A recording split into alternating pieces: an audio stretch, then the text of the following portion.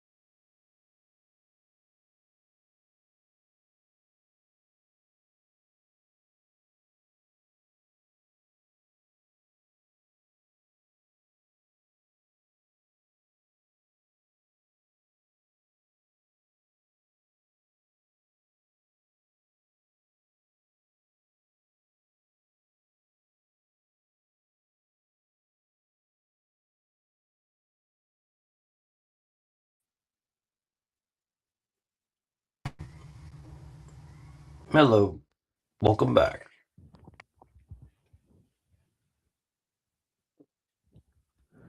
What's going on?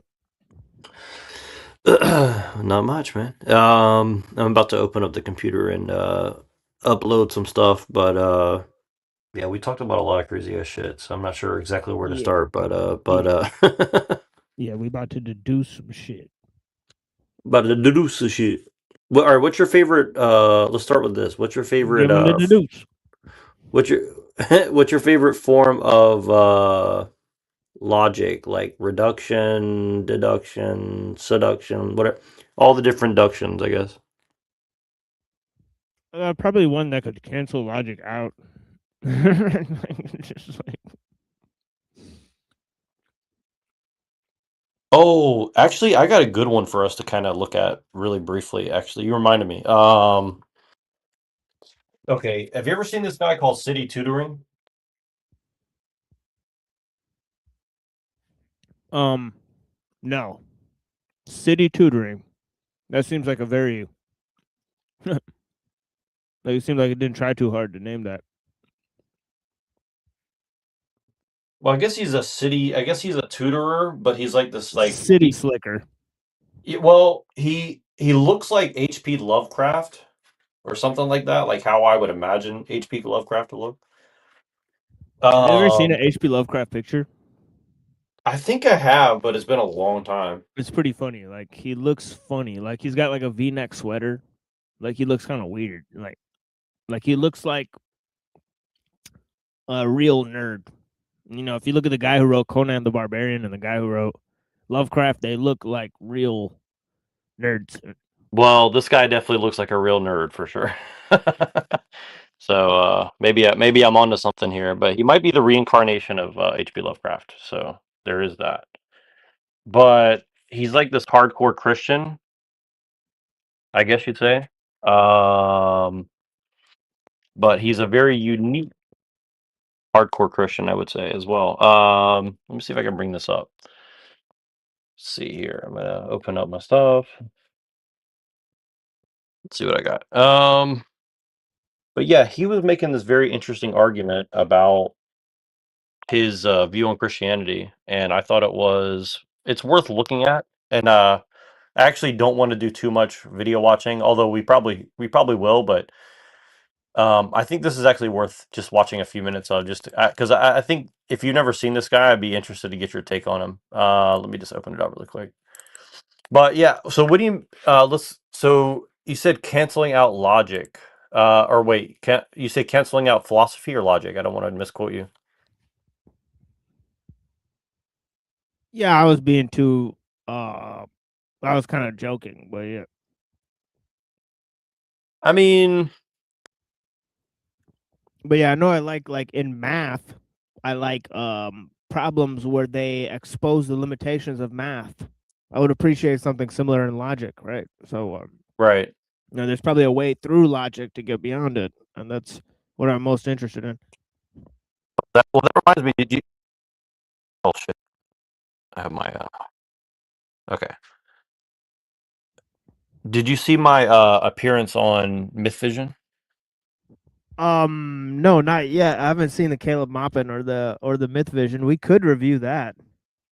Yeah, that would And be I could interesting. like Actually. maybe, yeah, because I've been planning on reviewing that with you. So maybe Yeah, we could actually, review. yeah. That would be interesting, actually. Yeah, why Yeah, don't we do yeah, that? yeah. And maybe I'll start up a stream on Cyber Caliphate called Smoking Neuro Crack with Neuro Jack 3. Well, you can actually just stream this directly to there from there. I think I have that up there at Yeah, the no. top. Yeah, Yeah, yeah. right. Yeah, and I invited some other people to come. I don't know if they're going to come, so we might get derailed. But I invited good people, so I'm trying to leave it as a surprise because I don't know if they're going to show up or not. But hopefully they will. Let me show you the city tutoring thing really quick, and then let's do the Derek Myth Vision because it was pretty short. But it was good. Because they opened up a panel. Oh, here we go. Got it. Okay, hold on 1 second here. All right, just let me know if you can see this video when I share it. I'm not seeing anything yet. Just Lovecraft. Yeah. Well, this guy looks. I think this guy does look like Lovecraft, so I might be right actually. So wait till you see this guy. Okay, do you see this guy's face? I'm not seeing anything yet. Oh, sorry You about got to that. remove the other one. It'll say Oh, it's sharing the screen, but you got to remove the other one to share the other one. got That's it. how it All works right, now. cool. Yeah. Yeah. All right. Yeah, I noticed they Oh changed some yeah, he shit. definitely does look like Lovecraft for sure. Yeah. All right, cool. So just let's listen a little bit of this. I'm not gonna like belabor this too much, but I want to get your general take because it's he just goes on and on and on. So like, but he Why? says is Yeah, I am a Christian, right? Yeah, this has got to be interesting. These are always interesting testimonials yeah. of faith. Hey, Yeah. this guy, but me and Pillator watch this guy a lot because he's kind of like he's like a like if you want to see what a real scary Christian looks like, this guy is actually scary. Like this dude would. I used to have the same tie this guy's wearing, by the way, or a very similar tie. Um, But yeah, this really interesting. Like this guy, like if this kind of guy got in charge of the government, like this is the kind of Christian that would like do some shit. You know what I mean? But he doesn't seem like it. But listen to the way this guy's talk. I want to show you this. All right, let me know how the audio. Yeah, he looks like he'd start like the Neon Genesis program. One Where happy like Sunday to you all. they If you start are new inducting to the kids channel, to let like me introduce myself. to do research like on the aliens.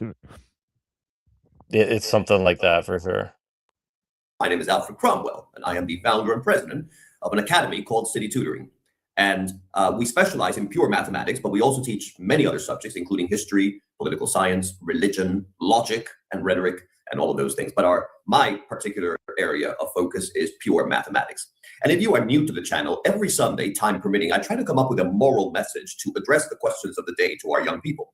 But I started a series last Sunday on why I am a Christian, because a lot of people ask me to answer the question. They say, you keep saying you are a Christian, you keep saying this and that.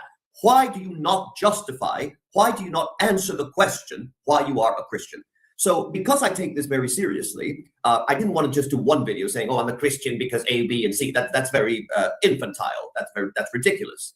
You have to, when you are going to justify a religion and an ideology, you must be prepared to expound upon it and to be able to come up with the proper arguments and address all the issues that come up. So this is going to take months to do. So that's why I began with a series. Yeah, I can appreciate his thoroughness and explaining. Yeah, this dude is intense, man. I'm telling you, like very intense guy. But yeah, he's right. But I don't think Christianity is an ideology. I don't think he phrased that appropriately, or to see Christianity through an ideological lens. Because if I were to cast someone as a Christian, I would think of them as maybe having a personal relationship with Jesus Christ or something like that. Not necessarily following an ideological set of values. Right? or be able to defend them at all. Right.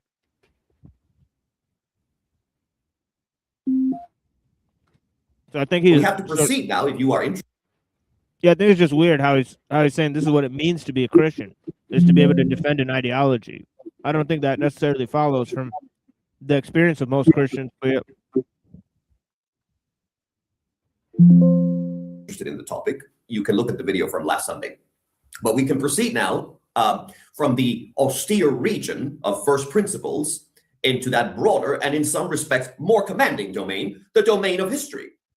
Because philosophy establishes what must be, but history records what has been. And when the testimony of both converges upon a single point, the human mind is left not with a suggestion, but with a summons. And I wasn't going to make this video today, actually, because I wanted to take, I actually do have later on, I hope I can have enough time. I don't want to leave anyone stranded. I was going to do a nature walk. I'm going to some caves today later on. The bandits used to use those caves in the 19th century. But we have a great history in America of our own folk. Not that I'm glorifying being an outlaw, but if you are God's outlaw, then you are always welcome to be with me. And a lot of our pioneer ancestors were very much very bold men. And this guy's kind of based, honestly. This guy's kind of based. I like his comment about history and ideas.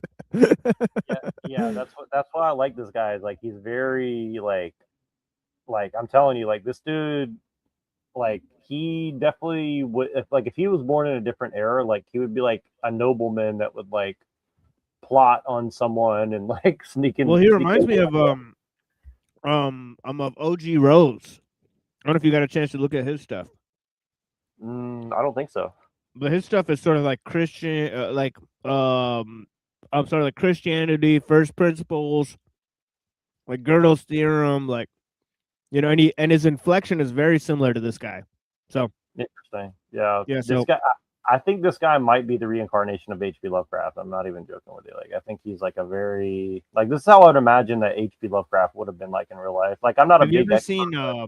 Have you ever seen Jonathan Bowden and his lectures? Sounds familiar. I don't know. Maybe. Yeah, he's given like he gave some pretty good lectures on Lovecraft. But yeah, there's this guy named Jonathan Bowden who's part of some like Black Gnostic society or some shit. Yeah, that explains like like he'll explain like Lovecraft and Savitri Devi and stuff. I gotta send you this guy. Yeah, I've been running into people on Twitter that are like have like a picture of Savitri Devi as their fucking picture, and I was like, this is interesting. I was like, I've never seen something like that before. I'm like, okay. She by the way was promoting veganism too. Oh, interesting. Yeah, it's interesting. That is very interesting. It's pretty.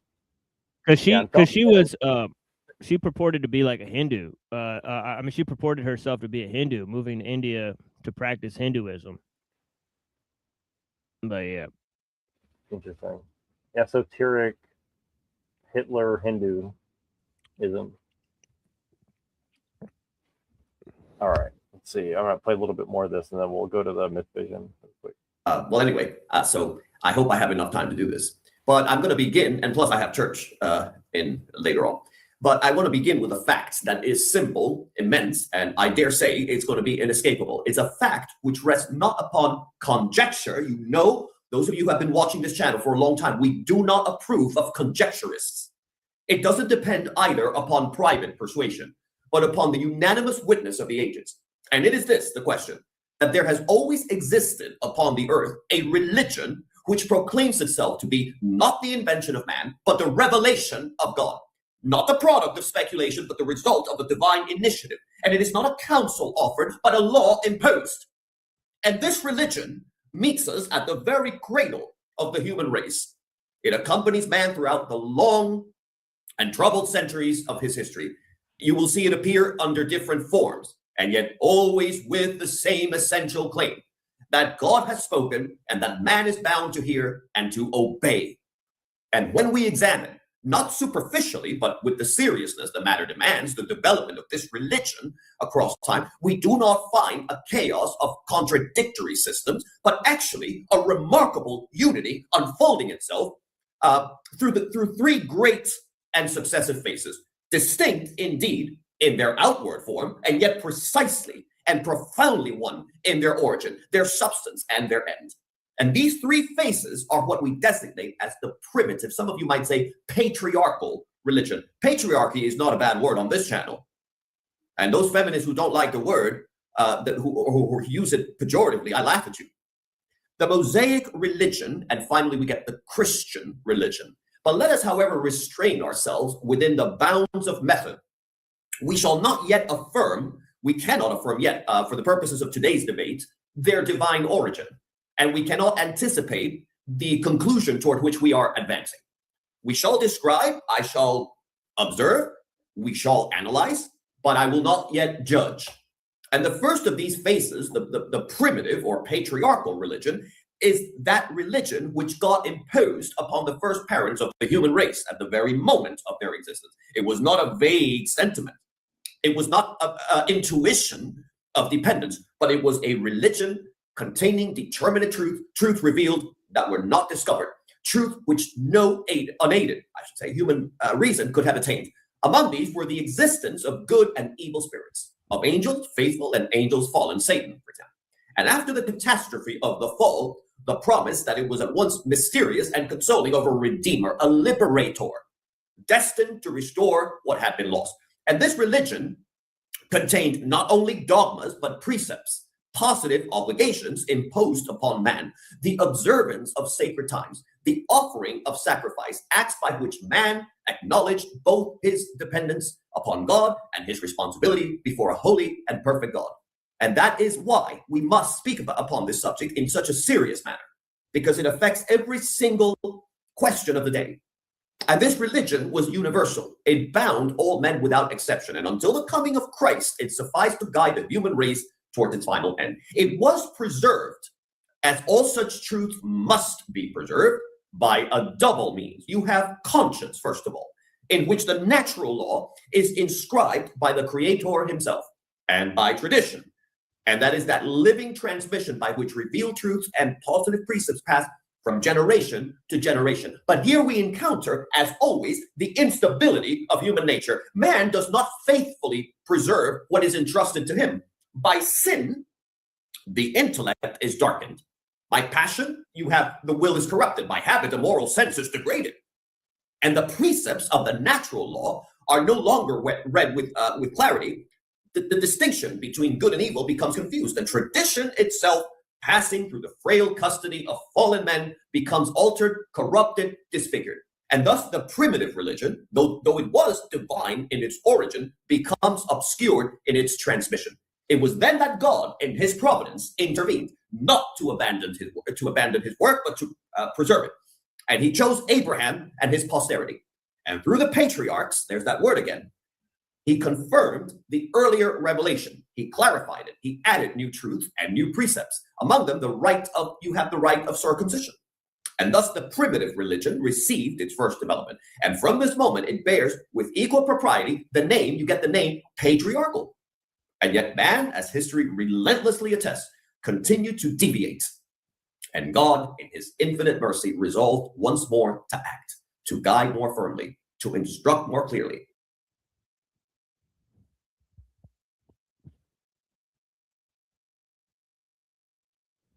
Yeah, I mean, it seems like there's many things that he's explaining. I feel no reason to doubt most of what he's said. But then again, expanding out from there, right, there does seem to be critical instances in which sort of Zoroastrianism, obviously the mysterious origins of Judaism, he's sort of blown past. Right, he said he doesn't have to describe those things. Oh Right, well, but he mentions Judaism very specifically soon. So right, well, he did. He said it's going from Judaism to Christianity, but it seems like patriarchal societies or legal sort of kinships that are enforced through sort of legal standards through priests, that doesn't sort of require Judaism and then Christianity, right? And then it's hard to sort of denote in what sense really that's sort of borrowing from these things that he's calling first principles, right? Well, Which he's sort of, yeah, I or think he natural kind law. I think he kind of believes something to the effect, kind of like I do, where it's like, and I think you may believe this too. I can't remember. I don't want to like, syncretize or believe too much, but I think it's because I don't know exactly, but I think it's like, I think what he says is something to the effect that like you said, he's like, there's this ancient faith that always existed, and that is Christianity. But like I mean, honestly, I think he's saying Judaism is basically just a Christian heresy. I think that's kind of what he's trying to say, but he's trying to say it in a very like obtuse way, kind of like. And he might say the same thing of Zoroastrianism as well, honestly. Because that's honestly like how I justify Christianity. So like, and I think from what you told me about Islam, maybe Islam kind of sees himself as the same way, where it's like this is an ancient faith, and then everything else has kind of like been a heresy that's kind of been. Yeah, I think he's taken more of a approach where the authority of Christianity rests on the fact that Judaism had this patristic legalistic code and that it sort of reinforces it. But I'm like kind of not understanding too much if he's taking that sort of progressive approach by saying that it was Judaism then Christianity, or if like you said, he's saying more so that Judaism is a sort of side project. It'd be interesting to find that out. But yeah, but I think he just now started talking about Abraham, so I'm interested to see where he goes. So far, he said very little. He's just said that Christianity, in line with first principles, in line with the revealed truth of God, basically represents a true patristic, legalistic system that has survived till now. And he says that certain legal rites of passage, like circumcision, served as an improvement on those pagan customs. And so, yeah, it seems pretty standard understanding that he's laying forward so far. But yeah. Religion. And through Moses and the prophets who followed him, God renewed and deepened the revelation already given. He revived the knowledge of the natural law, the so-called natural law. I tend not to use that term, but I'm using it since I have a broader audience so that you all understand where I am coming from. I know many of you are not Christian. I know some of you are Muslim people. I even have some Jews watching the channel as well. But we are all welcome to the debate. And a lot of the people who watch the channel, actually, they're very much grounded in their own religion, which I have a lot more respect for those people. I have far more respect for a Muslim, a Mohammedan, or a Jew who is true to his true identity than I have for some of these wishy-washy, agnostic, atheist, Western, decadent, degenerate types. I have no respect for you. But he reaffirmed the earlier truths. He imposed new.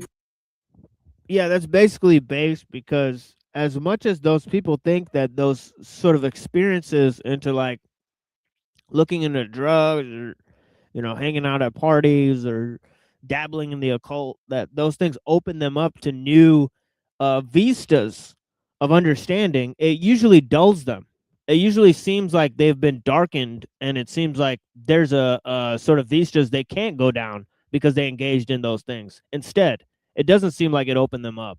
So so for most of those people, yeah, I definitely respect somebody who's grounded in their views, more than somebody who's sort of just trying to figure things out, hanging around, and thinks that extremely common sort of low-level things have sort of opened them up to new vistas of imagination where they clearly have not displayed such a thing. Precepts. But the revelation was not given in obscurity, but under circumstances of extraordinary solemnity on Mount Sinai. The circumstances designed to engrave themselves upon the memory and conscience of an entire people. Think about that for a moment. And so the Mosaic law, therefore, is a body, yes, of dogmas, dogma, yes, dogma, and precepts that are revealed principally in that instance to the Jewish people, to the, more properly stated, to the Hebrew people. And it is not universal in its immediate application, nor is it destined to endure for all time. Its mission is actually preparatory. It exists to prepare the coming of the Messiah.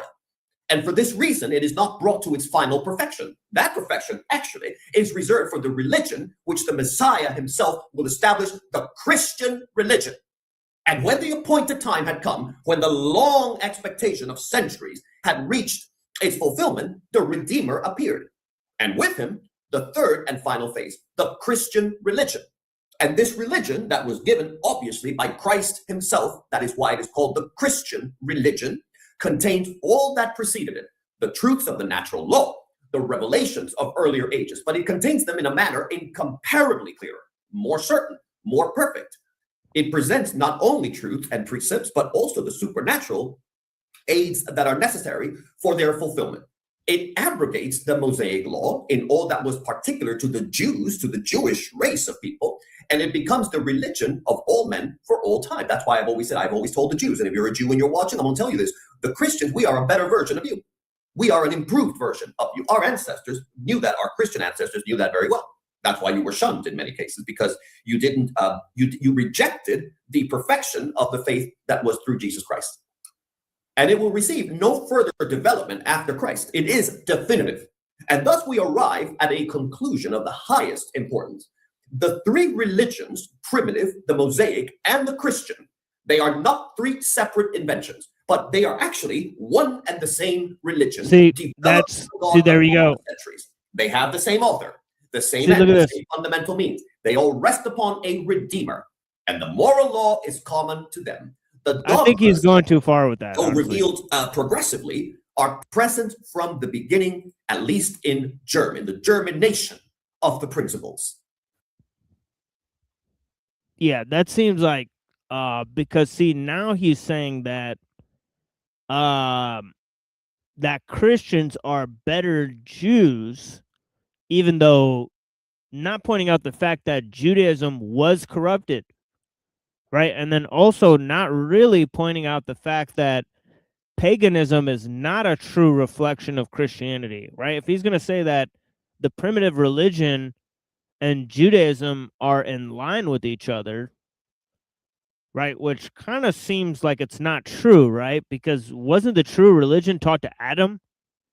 Right. And then Adam and all those people. So when did humanity really lose the true religion? Right? It doesn't really make sense. If you read the Bible, it doesn't really make any sense, right? That they'd lose it, right? There's pagans worshiping false gods. That has nothing to do with it, right? So I mean, yes, there's lots of true things that the pagans say, right? Because they have correct histories, they have correct, understanding of certain deep down sort of metaphysical truths.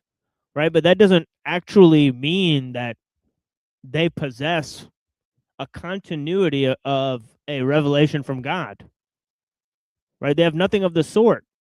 Right, so I'm rather confused at the assertion, but I understand what he's saying. Right, but then, I mean, in line with that, right? I mean, and this is where sort of it gets interesting for Christians and Muslims, because Muslims say that law was never really abrogated to a certain extent. There's only like a couple aspects of it that were truly abrogated, in the sense of what's happened. But I think maybe there's a continuity even in the Gospels. Right, I believe, where Jesus sort of points out the fact that he's beholden to the law and so on and so forth of the prophets and so on and so forth.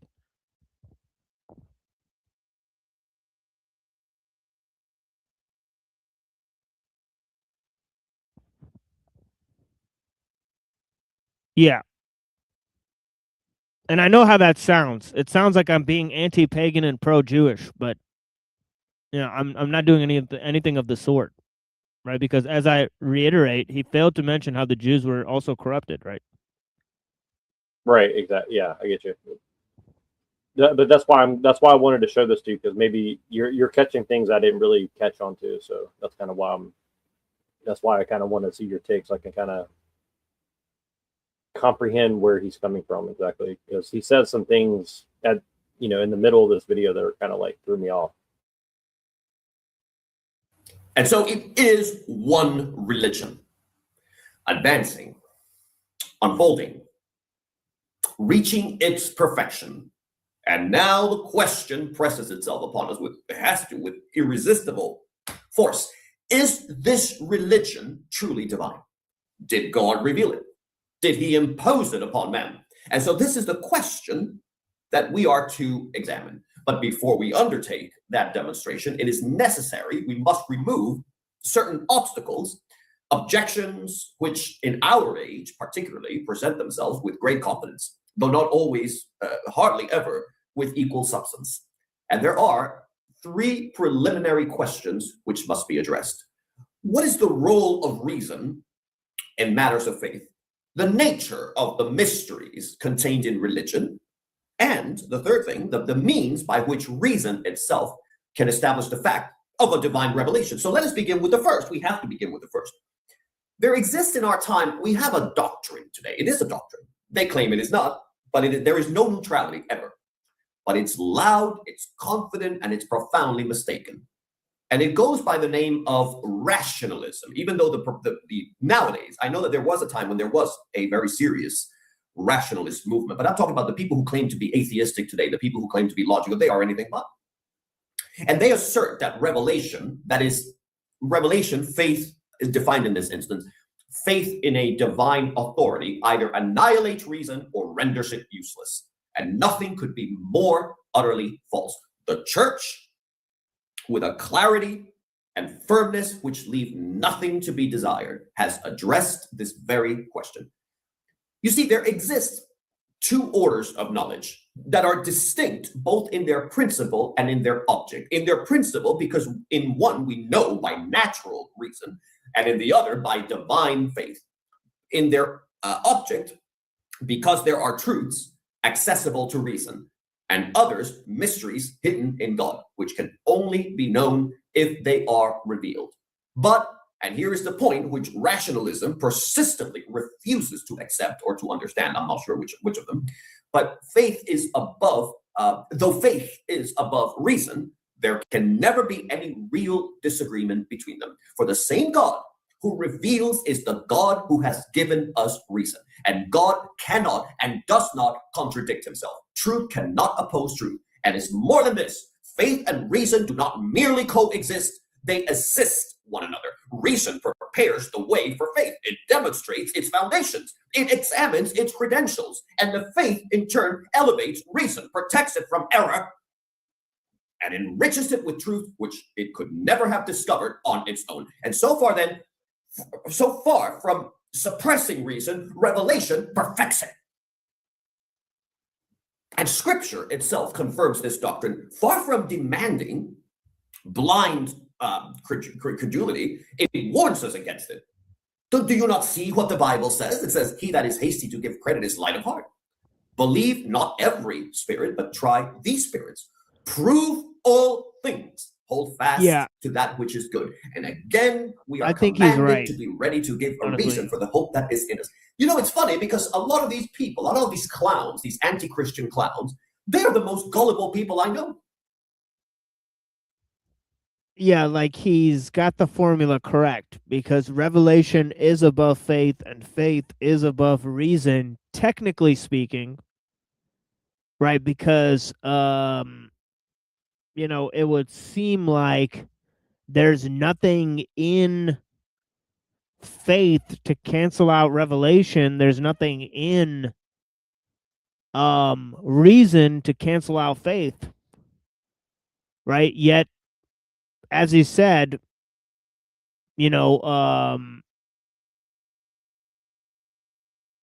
faith does not have to sort of rely on reason, but reason, I think, often does rely on some sort of faith, in terms of its final justification or its, ultimate, sort of like presupposition or whatever, right? There's a lot of faith there. So I don't know.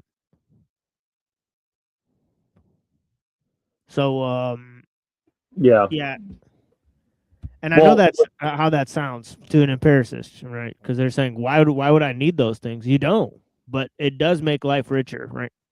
yeah. Well, it's kind of funny because that's he's putting eloquently what I was trying to convey to Derek from Myth Vision, and so thank you, Philly G 1978. I think somebody might be joining us soon, so we'll see. Hopefully that's the case. So thank you for joining and watching. But yeah, so let me see. Let me just switch to the Myth Vision, because what I'll do is I might go back and forth, because this is kind of what I was trying to say to Derek. So, and I honestly, I know I did not do a good job, but I was extremely distracted, and I'm not really the best, like, philosophically inclined person, honestly. So, but I definitely think it was a funny interaction. So, but I would like a little feedback and see what you think of, like, my line of argumentation with this guy was. So, did particularly well, talking to, like, people like Jade Iyer and Andrew Wilson and stuff like that. That's where I first really started watching you, but I've seen you around. So, and I think you bring up interesting points. I definitely don't agree with you, obviously, because I'm a Christian, but I think that you do some very interesting thought experiments. So I appreciate that about you. I thank you for the compliment.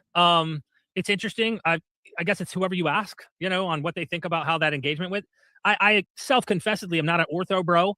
I don't really care for the arguments. It usually tries to put the burden on the people that they're trying to win an argument with, and it doesn't feel like a sincere approach to really getting at the gospel, getting at the revelation of Scripture, really getting at why Christianity. Sure, philosophy is involved, no matter what you do, but it's like feels more like if I'm being frank, dick measuring contest, and I'm just being honest. Phil bros don't have a sincere bone in their body. It's hard for me to take them serious when I've seen how the behavior is and that kind of stuff. So, but I do appreciate the compliment. And of course, I do think I wouldn't be doing this if I didn't sincerely think what I'm doing makes the most sense. But being you're a Christian, and thank you for being the first to come on, why should we become a Christian is the question, right? Sincerely, why are you convinced that me or Dalton should become Christians? So that's a great question. And I'm very happy to have the opportunity to answer. So I appreciate you saying that. So I'll put it like this. I'm from your part of the world. Let's put it that way. I grew up in that culture. I now live, on the left coast. That's, very atheistic, so I've seen the difference of mindsets very vividly, I think you'd say. And I'll put it like this. Like, I think that, you could agree, at least in some sense of the word, that, like, where we come from in the world is a very special place where people do strive for morality, and they do strive towards certain higher level virtue, right? Now, is this replicable in other belief systems? I think perhaps to some degree, but it's almost like English, right? Like, one of my friends says something to the effect that, like, English is a category of the mind, right? And when people speak English, they start thinking as an Englishman or a Germanic person in some sense, right? Now, I'm going to kind of put it that way for Christianity. And for example, like, you're not convinced that Christianity is true in any sort of logical way, but definitely you've seen the fruits of Christian thought, and you're definitely, thinking in the terms of a Christian. And I can see that in a lot of your work, if that makes any sense, right? Well, I would say that as someone who spends quite a lot of time talking to Christians on TikTok, a lot of the fruit that I receive from believers is not very good fruit. Oh, I would 100% agree with you on that. And, and that's a fair point, I think. And I think you guys have done a good job of, exposing a lot of the hypocrisy, and I would say also I'm trying to use the right, nice terminology, because we're on YouTube, obviously. But there's a lot of wolves in sheep's clothing as well, where people just use faith as a shield to guard them from criticism. One of my favorite sayings. Welcome, Jack. Hey. How was your show? It was good. We hung out with the bros. Oh, look, Phil's here. Yeah. Did your Yes, some Did of your them did follow me over. Huh? did your How do did I your get rid of this screen? What? did your Baphomet move at all, or I don't have the Baphomet anymore. oh, I mean, I have him. No, that's not true. I have him. He's right here. I just don't use him anymore. Oh, you have me on circle. yeah, you're in a Yeah, circle. you're Kind of like. yeah, you're perfectly in time. Basically, you came just in time for this video here. You know, basically. I'm seeing two screens and it's throwing me off bad. Is there? I think you can reduce it down or something. High vertical. We can't on our end.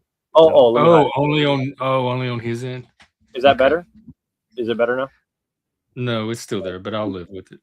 I'm sorry about that. It should give you I think if you go to settings or something, it should have a way to like hide vertical. It should say hide vertical. So I It think does from the owner's end, but I don't know if viewers can hide it. I hit it. Let me see. Double check. I appreciate you bringing it up because I'm not the best with StreamYard. So let me see. I know how annoying. I know how those little things are like really annoying. So how do you I'm seeing everything twice. Who is Derek? Yeah, and the 4 people watching on Cyber Caliphate, unveil yourselves. You know, right. who you be? You know, who you be is Derek is Myth Vision. He's a famous atheist kind of person. Yeah, I follow him somewhere. I didn't know who. I didn't know what even it was, but they keep coming across my feed. Apparently, I subbed at some point. You just thought he was hot, so you followed him. I get it. Well, he is. For someone half my age. Bible guy's not too bad either. Who's this Neuro Jack guy at the bottom? Oh, I don't know. He's he's a LARPer. You know, he looks like wearing a Indian feather dress guy. So don't trust him for sure. But yeah, so this is just me trying to convince him to be a Christian, and I don't really want to watch all of it because I don't. Who are you trying to convince? Bible guy or Derek? Well, both of them. I thought they were both Christians. The whole premise was to bring up Christians and like try to convince them to be a Christian. And so I kind of went into this argument with them. And I was basically saying like, well, everybody's kind of anyone who speaks English or lives in the West, we kind of have like a cult. I was trying to say that like we all kind of like have some level of Christianity within us, right? Like you can't fully escape it. You're still kind of swimming in it one way or the other. Is kind of what I was saying. Is that enough to make you Christian? Well, I was just trying to get him to admit that, like, even if he doesn't like Christianity, he's still like, he's kind of still accepting some of it because, like, even you as a Satanist, right? Like, you still accept cultural Christianity. Yeah, I'm not really a Satanist anymore, but I consider myself a Christian Satanist. It's all part of the same mythology. Wow, interesting. So what are you now? I don't know. Oh, I like it. I left. I had like a brief little spiritual crisis and left the Satanism, but it keeps kind of coming back in little spurts. I think I'm still culturally Christian Satanist, but I don't think either one captures the full range of my spiritual needs. So I'm trying to find something that encompasses all of it, and I haven't yet. Right. So maybe you can convince me to turn Christian because I definitely have that side in me. I have a Christian side and I have a satanic side. Well, I think that we all have that to some degree. So I think admitting it is definitely like a good thing in general. Machine, do you have any feedback on what I said so far? Because I don't want to. I don't know exactly what I said, but I was really speaking off the top of my head the whole time. So, which I usually do, honestly. So. Nothing new there. Yeah, I mean it's interesting. You're kind of saying what Jeff is saying. You know that like there's a certain sense in which atheists are or people who follow different religious systems are allowed to be that because of a sort of cultural milieu that's laid down by Christians, right? So So that's kind of like what you're saying is like that they still benefit from Christian values, right? Even though they don't participate in Christianity, right? You know what that reminds me of? It's kind of like when people say like, well, you're white, you benefit from. I'm not saying you're saying this. I'm just saying it's like it reminds me of when people say like, you're white, you benefit from white privilege, whether you're Christian Right, privilege. exactly, right. But that is kind of what I'm arguing in a way. Like I'm kind of saying that. I'm like, you kind of have like Christian privilege. I think a lot of people, including myself, would think of Christianity as believing in the resurrection, creation, possibly original sin, something like salvation. So there's a extra physical dimension to it. There's an afterlife. There's a spiritual dimension. Otherwise, I agree you could be culturally Christian and still secular.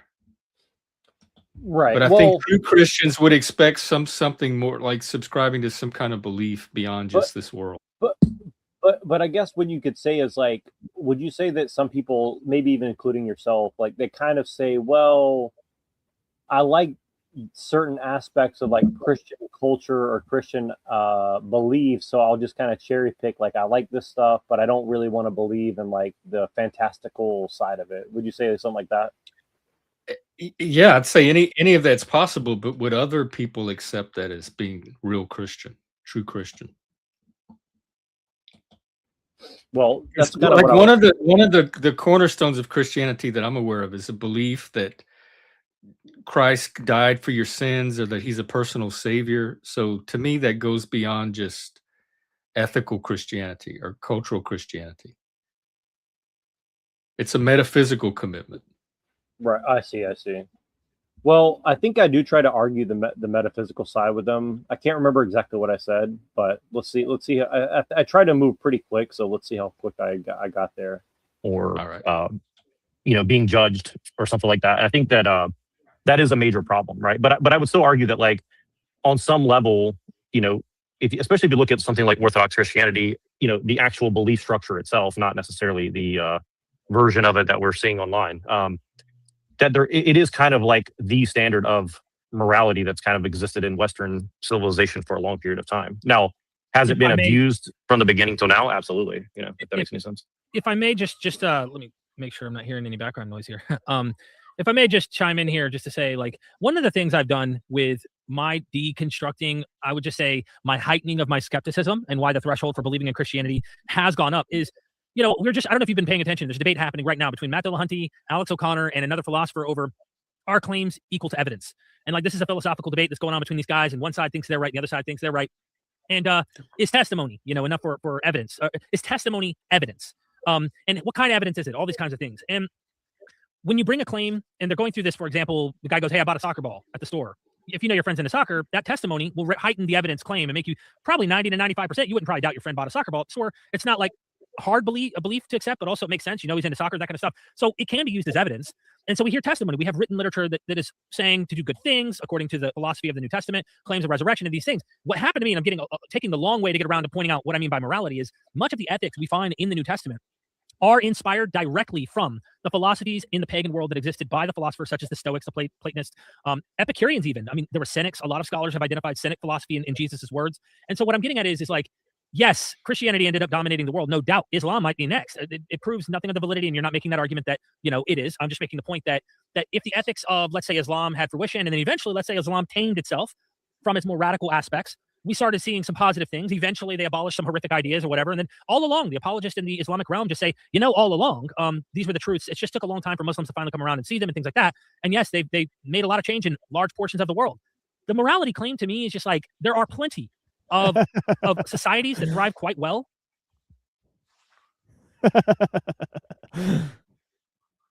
Well, who's the guy you're think trying to it's best convince? if I stay silent on that point. They're both wanting me to convince them. Oh, I thought they were. Is Bible guy already Christian? No, he's not.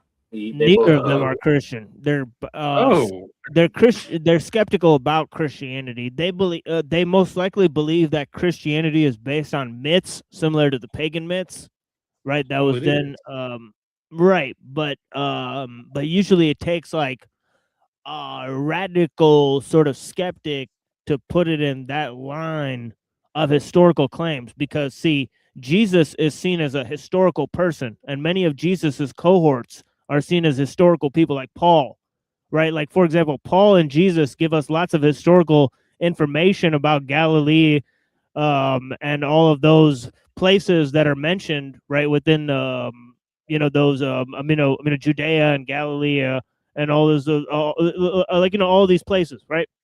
So like the Sea of Galilee and all these like historical landmarks are mentioned, whereas like if you read like like the Homeric myths, you won't find like anything real in there. It's like they're describing like basically like a fantasy world, right? So it's saying like, well, this, because it seems more true, right, and it's based on and this is where Neuro could sort of hit him back, right, and say, well, yes, those Greeks, right, like the Greek philosophers, they thought monotheism was much more rational than the pagan system, right? So that's where Christianity sort of supplants the pagan myth, right, in terms of being more advanced, so to speak, and that's how a lot of thinkers have, a lot of historical thinkers have, phrased it. That is kind of where I backed him into a corner, and I think they got panicked a little bit, honestly. But that comes later, yeah. But what Jeff's got something rolling. I'm lost about the I'm lost because the Homeric myths refer to historical places that are lost to us currently, but they weren't to the people at the time, like the audience of the actual myths of the time. And I missed the part about bringing in. Are you saying like because there's historical evidence for some of the biblical stories that makes it more correspondently true? Or more likely to be? No, I'm saying from their perspective, right? He's saying that something like the Greek or the pagan philosophies are just as advanced as Christianity because they contain the same sort of ethical truths, right? I'm saying, well, no, they contain way more than the ethical truths. They contain historical continuity, right, through the references to the places and the geography, but they also contain a sort of metaphysical continuity because it's a monotheistic system, the same way that Plato described. Right, Plato was a deist. A lot of Christianity is based on the Greek like substrate, especially particularly Plato. I mean, Plato was a theologian before Christ. Right, exactly. So they repurposed those ideas, right? So to speak. But in another sense, those ideas were not accepted by the pagans. Like, for example, Plato's monotheism was rejected by the pagan Greeks. And also, I don't think that, I mean, the Greek ethical system and moral system is definitely not the one that is the foundation for our current Western ethics. I think we do draw on the Christian system, right? So the Greek or pagan system, right? So yes, they had a system of ethics, but it's not the one that ultimately made its way into Christianity and through Christianity into the West. Well, right, exactly. If I hadn't been so distracted, probably what I would have tried to argue is like, and I kind of say it at the end, which I don't want to say the line that I think I say it in. I'd be interested. I just don't want to like say too much because I want to genuinely see your reaction. But I think what I would have said is something to the effect of like, is your problem with Christianity that it's like the big dog, in that if it was just something else, anything other than Christianity, you would just be coming for it as well? Like, is it just because it's like a predominant thought or what? Like, is he woke? I mean, they say they're not woke, but in my opinion, they definitely are. Like, it's definitely like a undercurrent of wokeness for sure. I mean, so much of this stuff is like woke. I mean, my biggest problem is that it's like this like obtuse blindness where it's convenient, and then other times it's like laser focused on like one or two things to like prove their point, but then they ignore everything else that like is inconvenient to their position, right? So yeah, they're seen as not scholarly in some ways, like sort of like a conspiracy channel, because mythicism is not accepted by a majority of scholars. Is what I was trying to explain. Right? What is Most mythicism like exactly? mythicism is basically the idea that basically Jesus was not a historical figure, right? That they basically constructed a mythical person, right, in order to create a religion, right? So that's the first aspect of it, and then it goes on from there. It may also argue that other characters were made up and fabricated as well, or that there, or that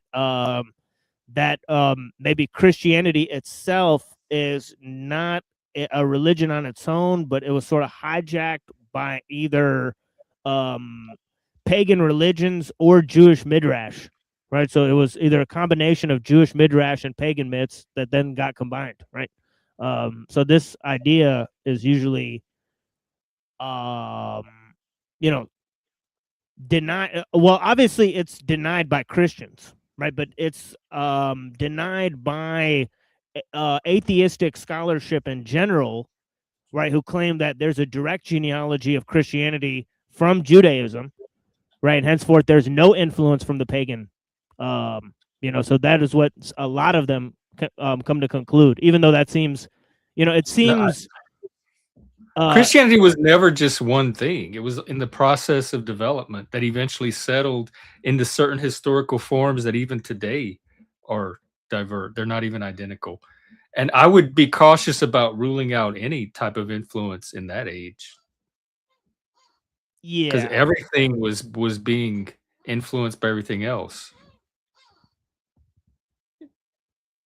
Right. But to prove the genealogical view that, Christian ideas were significantly borrowed from this or that, because it does seem like, for example, like Paul's letters, right? Like he extensively quotes the Old Testament, right? You can sort of sometimes see how he threw some sort of, Greek sort of philosophical ideas in there, but he largely seems to condemn them, right? He calls them like ideas that come from like elemental spirits, and and then he forms his own cosmology, right? Even though he uses Greek words, right? It seems like he's extensively borrowing from a Jewish cosmology, right? So, so it's hard I think he it's hard borrowed to tell. from both because they were both available back then.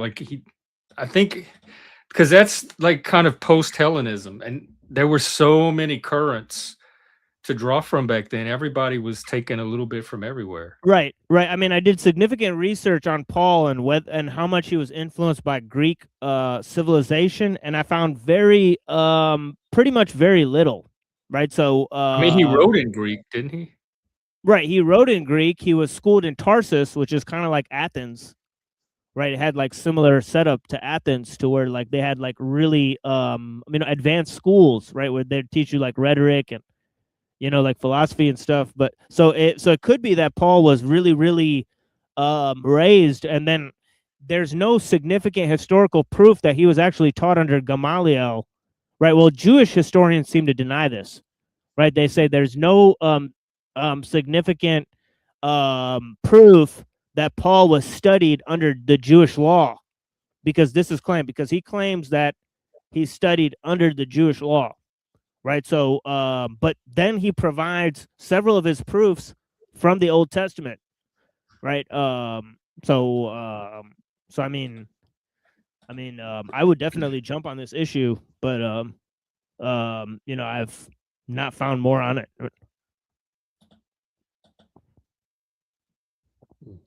Yeah, I always thought like early Christian, like basically the form Christianity took eventually was Pauline Christianity. And it was his own synthesis that he came up with using his own artistic and literary creativity. But he drew from all the sources that were around, and just like any artist does in any age.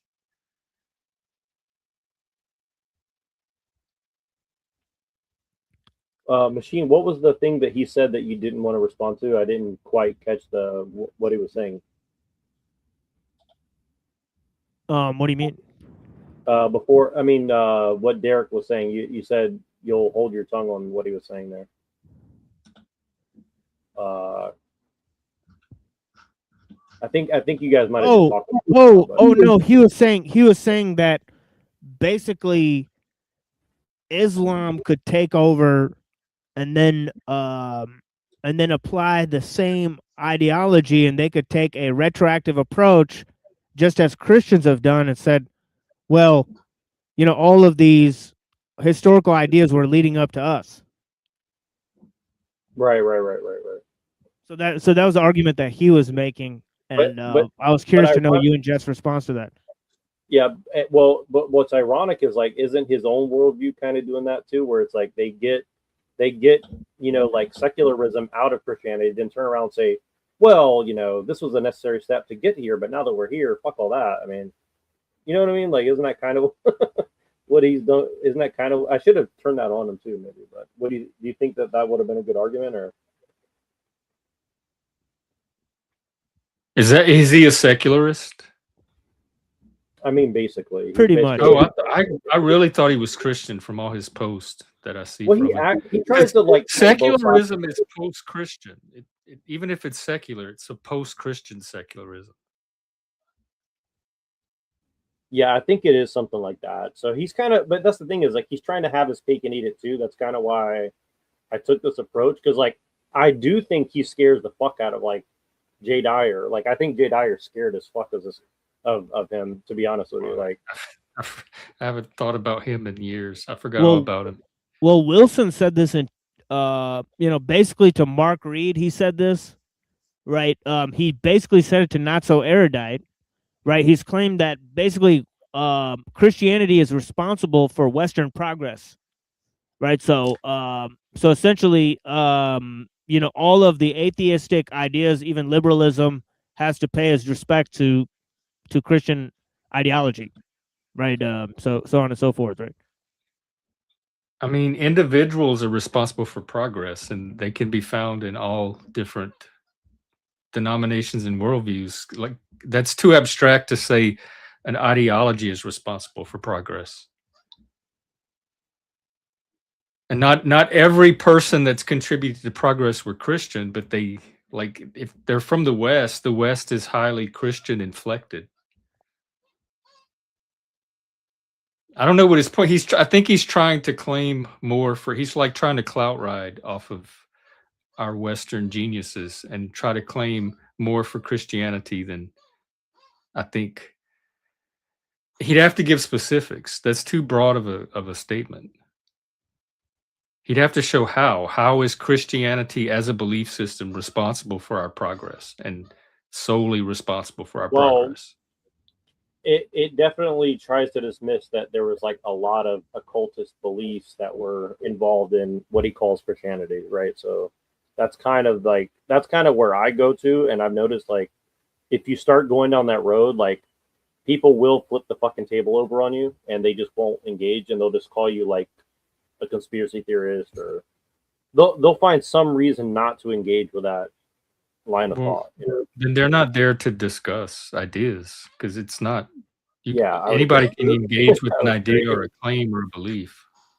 Yeah. Well, again, it's like I think that you can make like no true Christian, argument and say like who's the real Christian, but it's like it does get pedantic. But at a certain level, it's also like what level of occultism is acceptable within Christianity, right? And so like if nobody wants to have that discussion, then I just don't think we're having I don't think there's an honest discussion being had about what is a real Christian, So like you can't, I think it's like if you want to have your cake and eat it too, like just be honest about that and say, well, I don't like the occultism, but I'm not giving back the technology and I'm not giving back all these things that I've gotten out of it. It's like, okay, like just be honest about that. I think that's just a more honest, approach to the situation, right?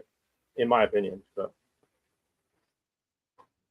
like was Newton a Christian? I mean, you know what I mean? Like was Isaac Newton a Christian? You know what I mean? Like I guess so, but like but he was also an alchemist and stuff, right? So like where do you draw the line, Yeah, especially that like that pre-scientific era where so much of occultism was as advanced as that kind of stood in for science at the time. Yeah, exactly. I mean, that's why like I like one of my favorite things to say is like a talking point, which sounds totally absurd, but like I really like saying it. But like I like to say that, and I think I say it in this thing or later to him. Oh my gosh, I should just play the video. But like I basically said to them, I was like almost everybody's like a Descartesian, solipsist, and they're like, oh, I'm not a solipsist, and I'm like, yeah, I think you are, because I think so much of what people rely on, like, basically leaves them as like a solipsistic, like, if I can't prove it to myself with evidence and reason, then it doesn't exist. But you know what I'm saying? Like, it's kind of like, but I think that leads to like absurdity, because like Jeff, you believe that there's like a black hole out there in space, and you believe that there's stars out in space, right? But you can't ever verify that for yourself, right? Not Like, me personally, but Oh, you I have don't no believe reason that? to not trust the people that have looked into this. No, but I'm saying you do believe in that, right? Like, you do think that there's a black hole and stars and stuff, right? I take it for granted that there is. Right. But Only, if I only but because the scientists have told me there is. right, and I'm saying, like, they take those There's things for granted. They take those things for granted, even though they haven't personally like verified it with the math and the instruments and understand how the instruments are built. And you understand what I'm saying? Like, I'm saying, like, some things you take for granted and some things you don't, right? That's all I'm trying to Yeah, say. like yeah, certain axioms. You have to have axioms as starting points. And I'm an epistemological solipsist anyway, so Right. Well, see, not that, a Descartesian, but I'm totally fine with that. Like, I think it's fine, like, if you can just admit that there's some level of it. I just think when you're in denial of it, and then you just make a bunch of arguments trying to make other people look stupid, like, I don't think I get part of it is I don't know much about these people, and I haven't seen the first part of the conversation. So part of it is I'm just not oriented to what the discussion even is. You didn't miss anything really. So that this is pretty much the beginning of the argument. So I'll go ahead and play a little bit more, because it gets pretty good pretty quick. But yeah, this guy's wearing like lipstick, I think, the Bible guy. Interesting. With good ethics in the East, for example, and I'm not saying all their ethics are good. In history, everybody owned slaves, for example, but the morality argument or the ethic argument doesn't really move the needle on me when I can find those ethics predating Jesus in the philosophers of the time. And it's just not a very convincing argument to me, if I'm being just honest with you. Sure. Yeah, and I appreciate what you're saying. And I can even agree largely kind of like with your perspective in a sense. I mean, there's a lot to unpack, and of course, Can you pause it? I had an AI conversation about this the other day, where I asked it what specifically are Christian, like, what did Christianity itself contribute to our understanding of ethic, like our modern ethics? And it gave me a whole list of things that are derived specifically from Christianity itself that are not found in any systems before Christianity did innovate. So if that's what he's talking about, it's not all derivative. Just like Socrates was an originary figure. He brought things into culture that did not exist before him, or he formulated them in such a way as to originate from him. Christ did the same thing for a lot of values that we take for granted here in the West as well. Yeah, I agree. I mean, that's beliefs, kind values, ways of looking at the world, like emphasis that we place on certain things that we didn't place before because of Christ as a model and a figure and a proponent of that. Yeah, and he kind of reoriented our ethical sense in a way. Yeah, well, that's definitely that's kind of where I try to pin them down, but I want to see what you guys think of like how I did it, because I know I did a really shitty job, but like I still think it's an interesting conversation regardless. Though a lot of it comes down to like what's your standard of evidence and what's your definition of truth. And I think that like fundamentally, of course, we're not really going to fully agree with that. But I would say that in a sense, and sorry, I'm just going to have an interruption in just a second here, but I'll say it like this, like sorry, I'm distracted because somebody came up to talk to me. So just give me one moment. I'm sorry, hold on. And Dalton, feel free to if you want to add anything. Yeah, let him add, and I'll respond, because I do have a response to you, but it's going to be a little long-winded, and I want to make sure I address both you guys. So I agree with Derek that, here, the thing is, people are good or bad, and they're going to use their religion to either justify their goodness or to excuse their badness. They're going to, the religion doesn't really, I don't think Christianity really makes people good or bad. People are good or bad regardless, and they're going to use a religion to justify or excuse their actions regardless. And to Derek's point, yeah, I mean, the fact that we have ethics and morals in a moral society before and outside of Judeo-Christianity. So I think in general, I think people are good in spite of what Christianity will tell them if I may add just to that, while Neuro's paused for a second here, I was on my way up here, and I've caught some slack. I'm glad Neuro brought up some of the ortho bros that I've engaged in the past, because one of the things I haven't done is studied a lot of the philosophy or philosophers. And so I had a 9-hour trip getting up here to my mother-in-law, who's, we don't know how much time she has left. She's on stage 4 cancer right now. I'm in her backyard, and my wife's inside spending time with her. And I was told by a lot of friends of mine who do know Plato, who do know Socrates quite well, and they said, start with, Credo or Crito, apology, start diving into Meno, start diving into Euthyphro. And I started reading all of these, and I spent 9 hours that day listening to all these audiobooks, and I started realizing I noticed some trends. This is 300-400 years before Jesus. In some of the cases, it literally says there is not a single situation where you are allowed to harm another human being. Coming out of Plato, Socrates, in these discussions, that they had such an ethic that harming any human at any time is absolutely uncalled for, and they do not allow it. And so I thought to myself, well, that's interesting. Turn the other cheek kind of philosophy we find, this kind of sacrifice for oneself and pray for your enemy kind of thing. You see this idea already existing hundreds of years in the philosophers' minds. Their reasoning may be a bit different from the time you get to Jesus, but the seeds are already planted there. I can imagine Buddha having a similar thing, harming others, harming any life. He goes beyond just humans. And all of these things, it just doesn't move the needle on the truth of it for me, because if it did, I would equally lay out, the other religious views and be like, oh, yeah, this is convincing to me, but the ethics one doesn't move the needle on the ontological belief of a religion. I think you can have a lot of religions teach good ethics. I mean, I know Mormons who are more ethical than evangelicals, and they would say they're false religious people. You know what I mean? Yeah, I mean, I think there's always going to be a tendency to have like a purity spiraling among Christianity. And again, I think that's, maybe depends on your perspective, because, okay, you could, I mean, I like to argue things like, for instance, that Nietzsche was a Christian who struggled, and he wrote all these polemics against Christianity because he saw the value in Christianity, but also hated how it had been bastardized, by, people like Hegel, maybe, for example, right? So, like I would say that, Hegel is like the father of like modern, heresy of Christianity, for example, right? So like, should we delineate like their response is just like just 6 seconds of silence after you said that? I'd say Nietzsche. I think he saw the value of myth in general and what happens when you try to move away from myth, and Christianity just happened to be the dominant myth. So I don't know if he saw value in Christianity itself other than as myth and the human need to have some sort of myth. Because he did the same thing with Dionysus and Apollo when he talked about the Greeks and the birth of tragedy. Yeah, one could say that in some sense, this whole idea of sort of overcoming one's own like cultural like degeneration, and obviously for a lot of reasons, Nietzsche has ended up on the right wing of a lot of issues, right? Because of that, right? So the Christian right has gravitated towards Nietzsche in this late stage, right? Granted that there is some stuff. Obviously, Nietzsche is impossible without the milieu that's sort of laid forward by the Protestant Reformation, right? He could not have composed the works and the writings and the stuff. So he could be seen as a reaction to German Protestantism, right? In a lot of aspects, right? Because he is a German, and that was the cultural, movement of the time, right? So, and he explicitly says that in some of his writings when he talks. Yeah, about he kind of does. Yeah, and so does Spinoza. Spinoza kind of says like he's trying to prove like the God of Maimonides, right? He sees himself as basically Jewish, right? Even though the Jews didn't consider him, much of a Jew, and so on and so forth.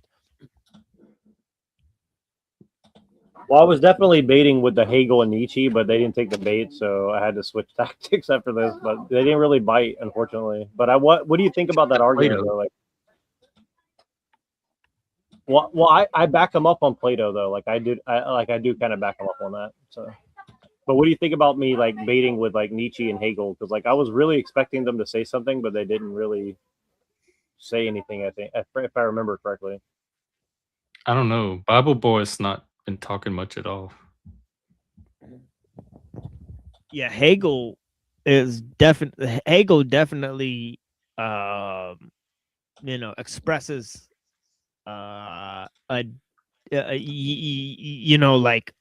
ideas about Christianity and how it led to the enlargement of freedom on a sort of universal scale, right? So we sort of read that in Reason and History. He sort of says that the Protestant Reformation was a total expansion of freedom and the human understanding of freedom and so on and so forth. So yeah, kind of what I'm trying to lead them to is like their hatred of Christianity isn't even really Christian. That's kind of what I'm trying to say to them, because they're like, because I basically what I'm trying to get them to admit to me is basically like, I'm trying to get them to admit that what they hate about Christianity isn't even necessarily Christian, but they're still relying on like Hegelian Christianity to come to their conclusions and stuff like that. You know, if that makes any sense. Like, and I also mentioned Kant in a second, but that's kind of what I'm trying, like in my mind, that's what I was trying to do. And maybe that's not like the best move, but I was really distracted and I was like, you know, maybe this will work.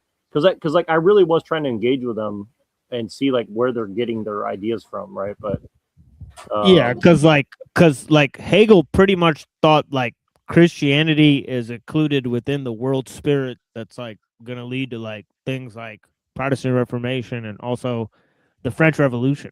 So he's all over the place and that so definitely followers of Hegel would be,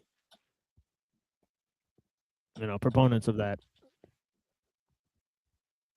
Pre-Hegelian Christianity versus post-Hegelian Christianity, you know, such as Marx. Because I mean, I would say that communism is basically a you know, heresy of Christianity in a lot of ways, right? And I mean, if you want to get technical about it, I mean, Marx kind of said that in a sense, right? So, you know, and I think that it is kind of a strength that if you want to like look at Christianity as a syncretic version of previous philosophies and stuff like that, you know, then I think that is, you can make a strong argument for that. But to me, that kind of would like kind of strengthen Christianity. Like I particularly agree with what you're saying about the Cynics. I think that people often overlooked it. Like, you know, Jesus very much sounded like an Eastern and Western version of Cynic philosophy in a lot of ways. You know, and I think that's a very poignant thing that you point out, to be honest with you. I mean, it sounds like we could just take the ethics and leave all the, because like, again, I don't think there's really anything all that like unique to Christianity as far as its ethics are concerned. So I can take the ethics and I don't need any of the religious aspects. Like the question really at the end of the day is does Yahweh exist? Yeah, there's the like Bible sort of have your accurate? cake thing that you're talking about. That's the have your cake and eat it too that you're talking about. It's like he's like, I could just take the ethics and, you know, it's like, but even though Did Jesus resurrect the dead? Was he the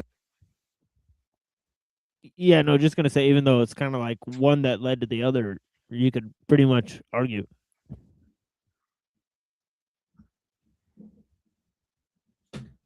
well, I think I switched tactics right after this, so we'll see what you guys think. Jeff, you got something? No, not about what he just said. Yeah, I was just really distracted because like I did not see I did not really look at these guys' faces while I was talking the whole time. But this Bible guy is definitely wearing like lipstick or something. Bible guy. He's got like DSL for sure. Messiah? Because at the end of the day, these ethics are not unique to Christianity. I'll tell you the problem with your argument, and from my perspective as a Christian. Again, this isn't to like demean you guys or belittle you, but like you kind of just discard the concept of God from a Christian point of view, you know, which, you know, from your own argument, I think you could argue that it's a syncretic God or something like that, or a perennialist God or something, you know, one of those two. I don't know which one would fit best, but you're kind of trading that God for the God of reason, right? That's kind of why I bring up like, you know, people like Kant or Hegel, like you're kind of just trading, you know. I don't have any God. I don't have any. Yeah, you're kind of like worshiping reason. You're kind of saying like, well, I need to be able to reason things out in a rationalist, Descartesian sense. I use reason. I don't worship. Yeah, reason is a tool, but reason is a tool. It doesn't like epistemologically, ontologically, like exist outside of time and space, right? No, but I don't think anything does. Yeah, you think. See, again, you're kind of like in a solipsistic Descartesian framework of mind, which is kind of what we've all been put into by modern thinking. I can only believe things I'm convinced of, and I'm not convinced that Christianity is true. And when I say true, I mean comports to reality. Yeah, but see, I am getting a strong read off of this Bible guy. My DAR is pinging. You might see him at the gay rodeo. He does have a purple shirt on. Don't take it as gospel, but I'm just saying. I'm getting. Is he turned on by my argument or what? I don't know. Let's find out. Yeah, he looks like he's a little light in his loafers and so on. But yeah.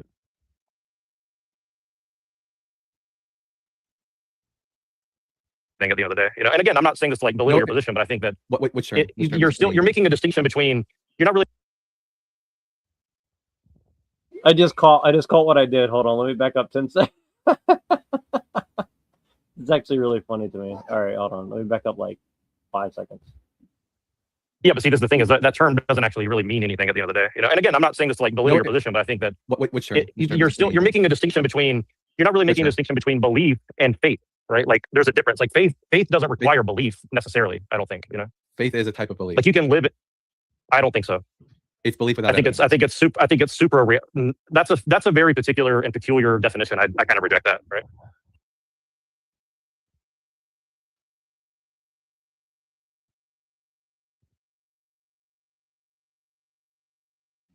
So I'm just basically trying to point out that they seem to be conflating belief and faith as if they're the exact same thing. And I was trying to that's kind of what I was trying to catch them on. Well, what do you think they are? A lot of people do use them interchangeably. Because faith, especially Christian faith, is belief in something. I mean, faith is belief in something. But you can have, everyone has beliefs. That's not necessarily I would call faith. Well, but faith is definitely. But I would say that faith is something that's like it's believing that something is so. Well, it's something that you don't have to find like a reason to believe it. If that makes any sense. Like I would put faith more in the category of like conviction, and then maybe like belief in the category of like opinion. Or you could have an opinion about something that doesn't necessarily mean you believe something, all right? But if you like have faith in something, then that means like it also seems like we're in semantics at that point, but because I have political beliefs, like things that I believe are better for society than other things, but I wouldn't necessarily call that a faith. Well, but like, do you have any political convictions, like meaning like you'd be willing to like slaughter people for something, right? Well, not slaughtering people is one of those convictions, but I have very strongly held core beliefs like free speech. Right. But you could maybe say like your political beliefs are based in your faith in humanity. All right, so on and so forth. It's based in my faith, or what I call belief in the dignity of the individual, the primacy of the sovereignty of the individual as the highest sacred value. So I definitely mythologize the individual, and maybe I think that would be the distinction. I think not all beliefs are based on sacred values, right?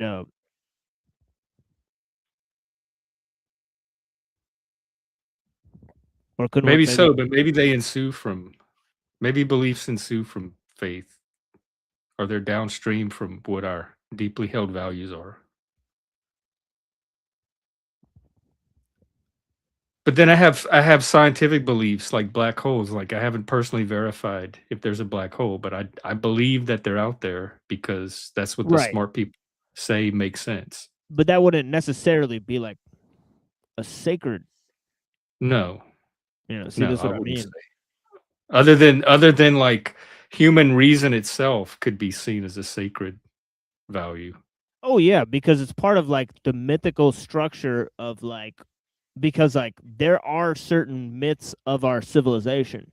Like reason is like basically one of them, like science and reason and stuff like that. We believe in like all of those things that we believe that we can achieve, progress through those things. That would be like sort of a myth, right, of our current age. Or faith. Oh yeah. Like faith in human reason, I would say, is a form of faith. Right. I think so. So Neuro's right with that for sure. Yeah, I would just go to Hebrews 11 in terms of how do I understand faith, and the examples that are listed from those in the scripture, and they use the Hebrew Bible, happen to be in circumstances where all the evidence is contrary to the promise. So God promises something, and Abraham's way too old, or Sarah's way too old, or the situation in front of their eyes do not seem to make sense with what he's promising them, and yet they're still having hope. So contrary to the evidence, they have hope. And the example in that the faith hall of fame, if you will, with all the list in Hebrews 11 describes people having hope in cases where all the evidence seems to suggest that's not going to happen, but they still believe, or they still have hope in God doing those things he promises. So that's why a lot of skeptics you'll hear say faith is believing in things without evidence, because when you look at and maybe that doesn't sound right, because sometimes we're going back and forth and trying to engage in debate and whatnot. But when you just look at the face value of that hall of fame, a lot of those people have no reason in front of their eyes We walk by faith, not by sight. Contrary to what sight is, we believe. And so this is why we look at it and go, okay, God's promising stuff. The evidence doesn't seem to contort to it until he fulfills that promise. And the example is already in scripture. So we're reading a story that's telling you he fulfilled this promise when most of us question the historicity of those stories to begin with, as if they ever happened to begin with. So it's like, I guess we're getting off track of like, why should we become a Christian? I think we all agree there are ethics that we could find that are good or bad in all systems. I imagine you may not agree with that as far as Christianity because you are Christian, but I don't think the ethics moves us the needle toward why we should become Christians and believe there are other philosophies and religions that have ethical systems. So we're wondering what other than ethics would you argue? Sure. Well, I would argue like this again. I think that, to my knowledge, I think that, if you want to look at it from a pragmatic point of view, which I think that's where you guys are coming from, which I think is another trap. But again, like I do respect it more than most world.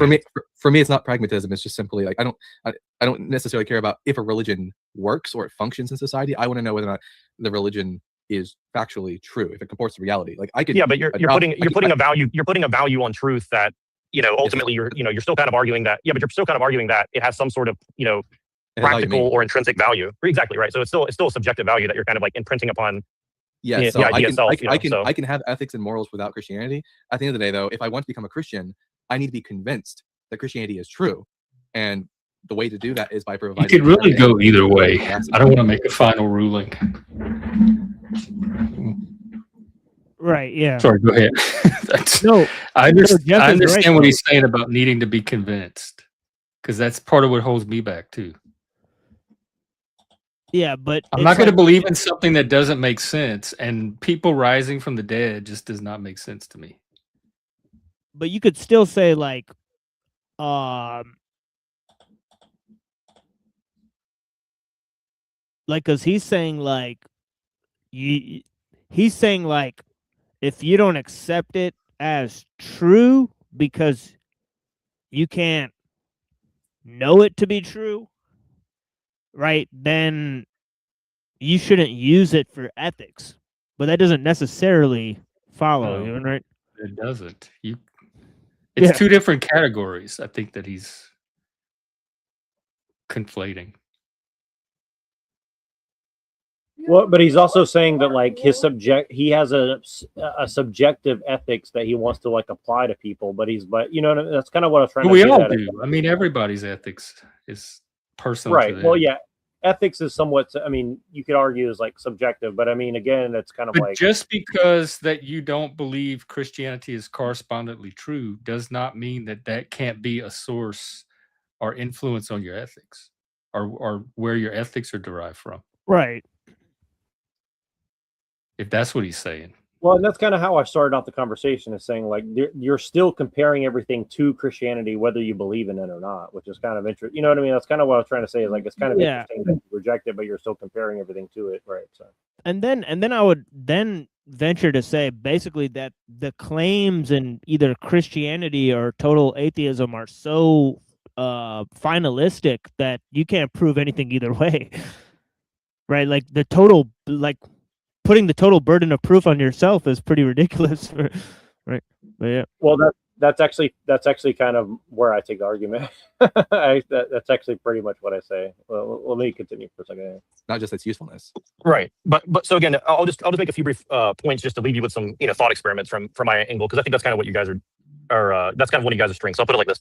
I would put it like this. I think that Christianity is one of the only faiths that allows people to kind of play golf between themselves and God. Like God being like the golf course or life, and yourself as the player of golf, right? Like you usually don't play golf necessarily against the other people unless you're in a tournament, right? But ultimately you're trying to beat your last best, or at least find some sort of satisfaction out of the game that you're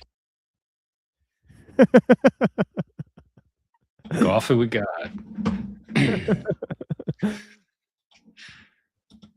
Did it work? Yeah, I was just kind of like, I knew that they were kind of thrown off anyway, so I was like, let me just throw them off a little more.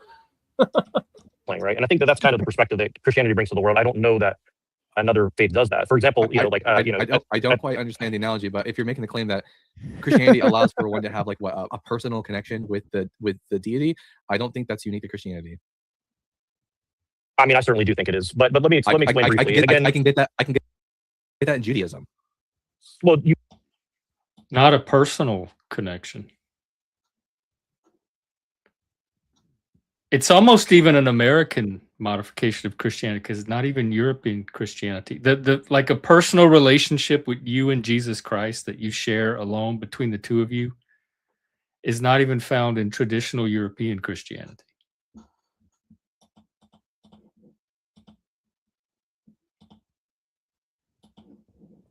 Like Arianism you're talking about? No, I'm thinking more about American Protestantism and this idea of a personal relate, like that God and Jesus loves you personally, and you Yeah, have a yeah. very personal, unique relationship with Him. That's not part of traditional Christianity. Having a personal relationship with the deity. Right. Right. It would seem like And I don't know, like the Greeks didn't. You might have a God that favored you or helped you out, but you don't have a relationship. right. That's more like So something if he's from saying Sola that's Fide. found in other religions, I'm interested to hear what his examples of that are, because I don't even think it's found in even a lot of Christianity itself.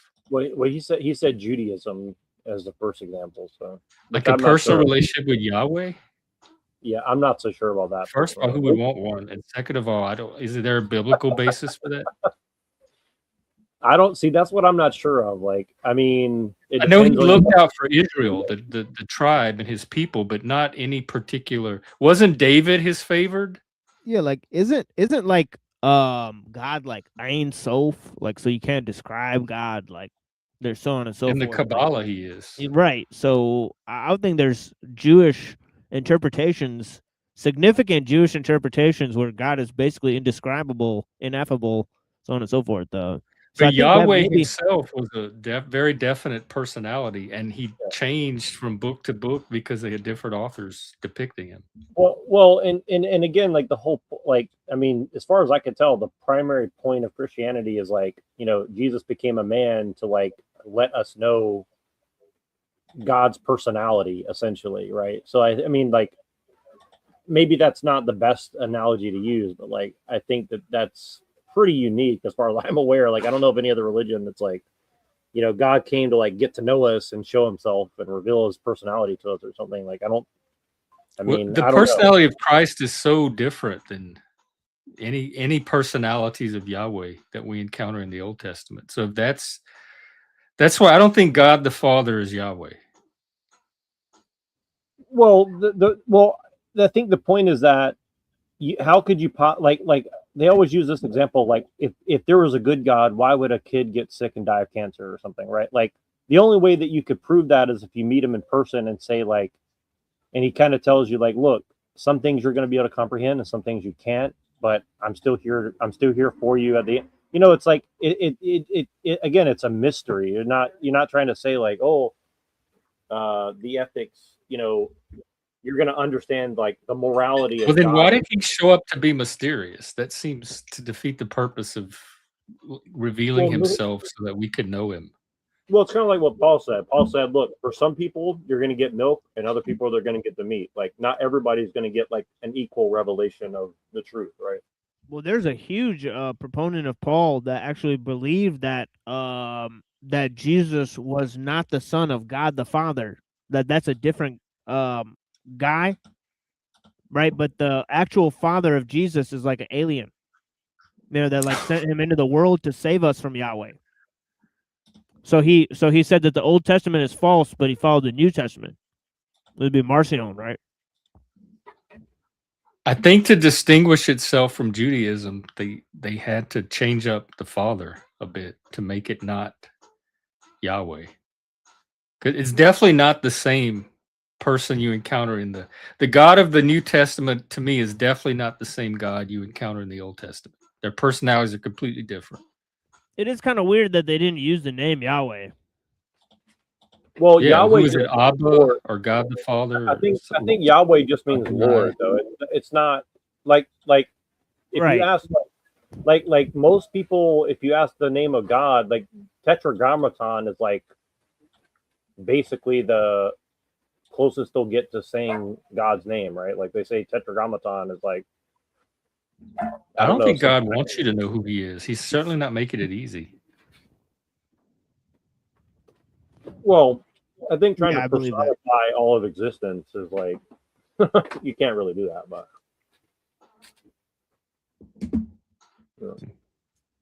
that's like shit. I wasn't paying attention to the time. I do have to run. I have something I have to go to. I appreciate you coming by, Jeff. Thank you so much, Brian. Yeah, this is fun. I'll come by again. Keep reminding Thank me. you. I'll come by your show too. Just send me DMs. Your stuff. Yeah, every day, 3 p.m. Eastern, 12 p.m. Pacific. I'm going to start streaming at the same time every day because YouTube's been fucking with the algorithm. Yeah. And, I need people to be able to find me at the same time and place. Yeah. So spread the word. Yeah, blessings, Jeff. We'll cross some streams. Yeah, yeah, I'd love to do that. All right, take care. Thanks, guys. Yeah, peace. Thank you, Jeff. Peace. But yeah, I mean, I think it is the same God, but I think it's one of these things like, there's so much occultism wrapped up into people's beliefs that it's like really hard to get down to the nitty gritty of it for sure. Like maybe even my own, maybe I'm deluded by some of the occultism, but it's possible. But all right, let me just play the rest of this thing really quick. I'm almost done. I'm pretty like I know I'm winding down because like I remember very vividly I was like, these guys are not gonna like. There's already made like 3 or 4 points, and they keep going back to this whole like beginning of the conversation. So you kind of seem to get that from like scientism, right? Like you kind of think that like, well, by analyzing and measuring things, it gives you some sort of like connection to reality that's superior to somebody else. I mean, you're kind of doing a simulacrum of that, I think. I'm able to understand the physical world to a better extent through science. I don't know what scientism is. Scientism's not a real word. It is a real word. It's the religion of like some solipsistic religion that a lot of people are in that they just can't admit to themselves. I'm not a solipsist. I think most people in the modern age are definitely a solipsist, whether they're aware of it or not, for sure. But again, I'm just leaving you guys with some thoughts. I think what you're doing is what a lot of Christian apologists do, is that you have to sort of drag atheists down into the muck of religion. Like you realize that there's something wrong with religion, so you have to point fingers at us like, well, actually, you too, you're religious, but we're not. I don't have a religious bone in my body. You definitely are. I'm definitely not. I don't think that, but by every definition of the word of religion, I think you guys do fit it. And again, I'm not saying that to dig on you. I think it's there's not a single deity that I natural worship. to humans. I think he's breaking. Well, this is why people do. I don't like the way that the guys do the presupposition with you guys, but I do think that in general, like you do have to examine all the presuppositions, at least to yourself in private, in the closet, like we Christians do when we pray. But I don't worship any deities. About what your belief is. I can't belong to religion. I don't. He thinks that just because you don't worship a deity, you don't follow religion. When there's Confucians and Buddhists and stuff, like what is he talking about? Yeah, well, that's kind of why I was being a dick about it. Like I wasn't really trying to be a dick. I was just trying to like very quickly show them the point I'm trying to make, which is that you can't escape like that you're taking some presuppositions for granted to make your arguments, right? And I kind of said like, well, you got to go into your closet and like admit to yourself your own presuppositions at night, like what like a Christian does when they pray to God. So I was just trying to be funny. I was just trying to be funny about it, but I really was serious about it. Okay, buddy. Well.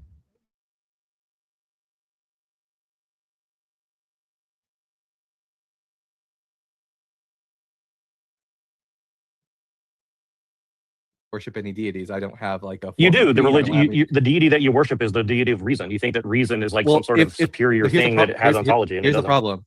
Here's the problem. Deity has meaning, and if you like extend the word deity to refer to not just like actual gods, but literally to anything, then it doesn't. Then it's but that's what you're doing with our God. You're trying to like drag God into reason when God is supra reason. No, that's kind of my point, right? It is. No, I'm just defining deity as a divine being. Like, do you think that we could ever? Let me ask you a question. Let me ask you a genuine question. Do you think that you could ever quantify or qualify the existence of the universe via any sort of reason or science or anything like that? Do you think that's ever possible? Do you think you could ever have the? Okay. I don't know. Say what? I don't know. You don't know. So you think the universe is, as far as we could tell, basically infinite, and you think that there's some way we could possibly compute the? Okay, there's a contradiction right there, because earlier he claimed that he can't follow Christianity until he knows, and now he's saying you can't know. So that's where you should have pinned him and say, well, how can you? Why are you waiting to know? Something you can't ultimately know. You just said, right? So pretty weird. Yeah. Well, and again, like I know I didn't do a great job, but I was just trying to see.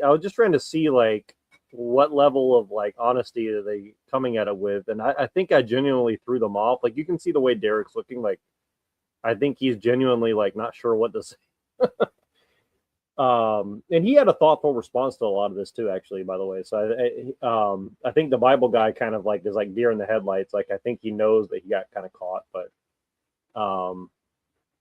you know, but if this had been like a 2v2, we definitely would have like caught them up for sure. You know, like if you had just jumped in the conversation like right here, for sure, it would have been a very interesting conversation. What's up, man? Yo, what up? But this is sort of exactly what I just pointed out, is that he put himself into it, you know, sort of impossible standard of proof, and then you know, when he goes to fulfill it for Christianity, he says he can't. When he goes to, you know, fulfill it for atheism, he says he can't. In the case of Christianity, he says he can't believe it. Thusly, in the case of atheism, he says it's got to be true. As a result, so that's false. Like it's like he applied false standards.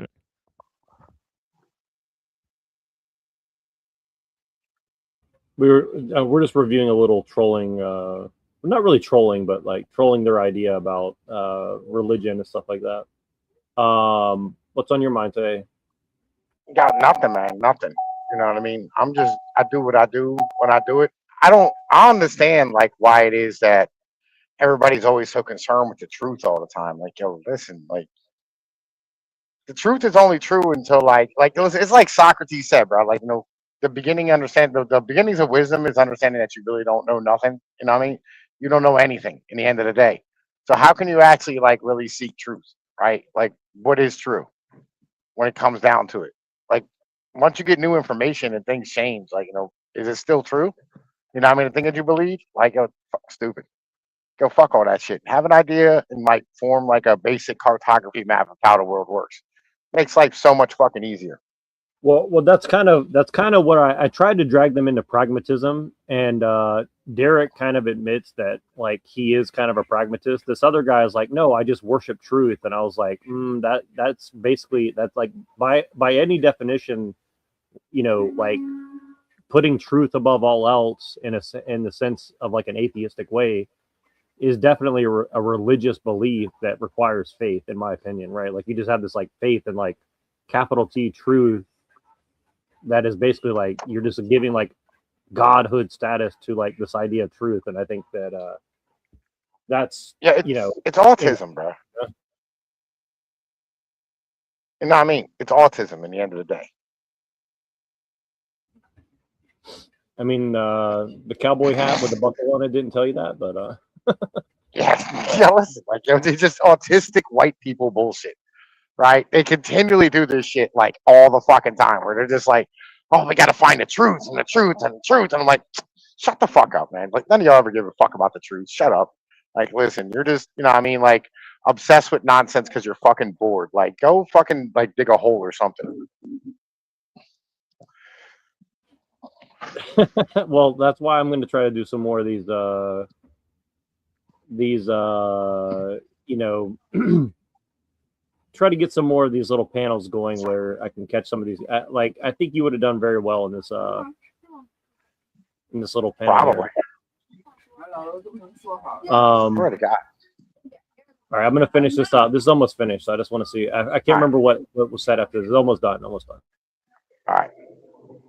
I don't know. I can't see the future, but I don't know what scientists in the future will be capable of doing. Sure, but if you had to put a hypothesis forward, would you say that which would you would you say that my hypothesis is closer to that or yours? I don't do that kind of stuff.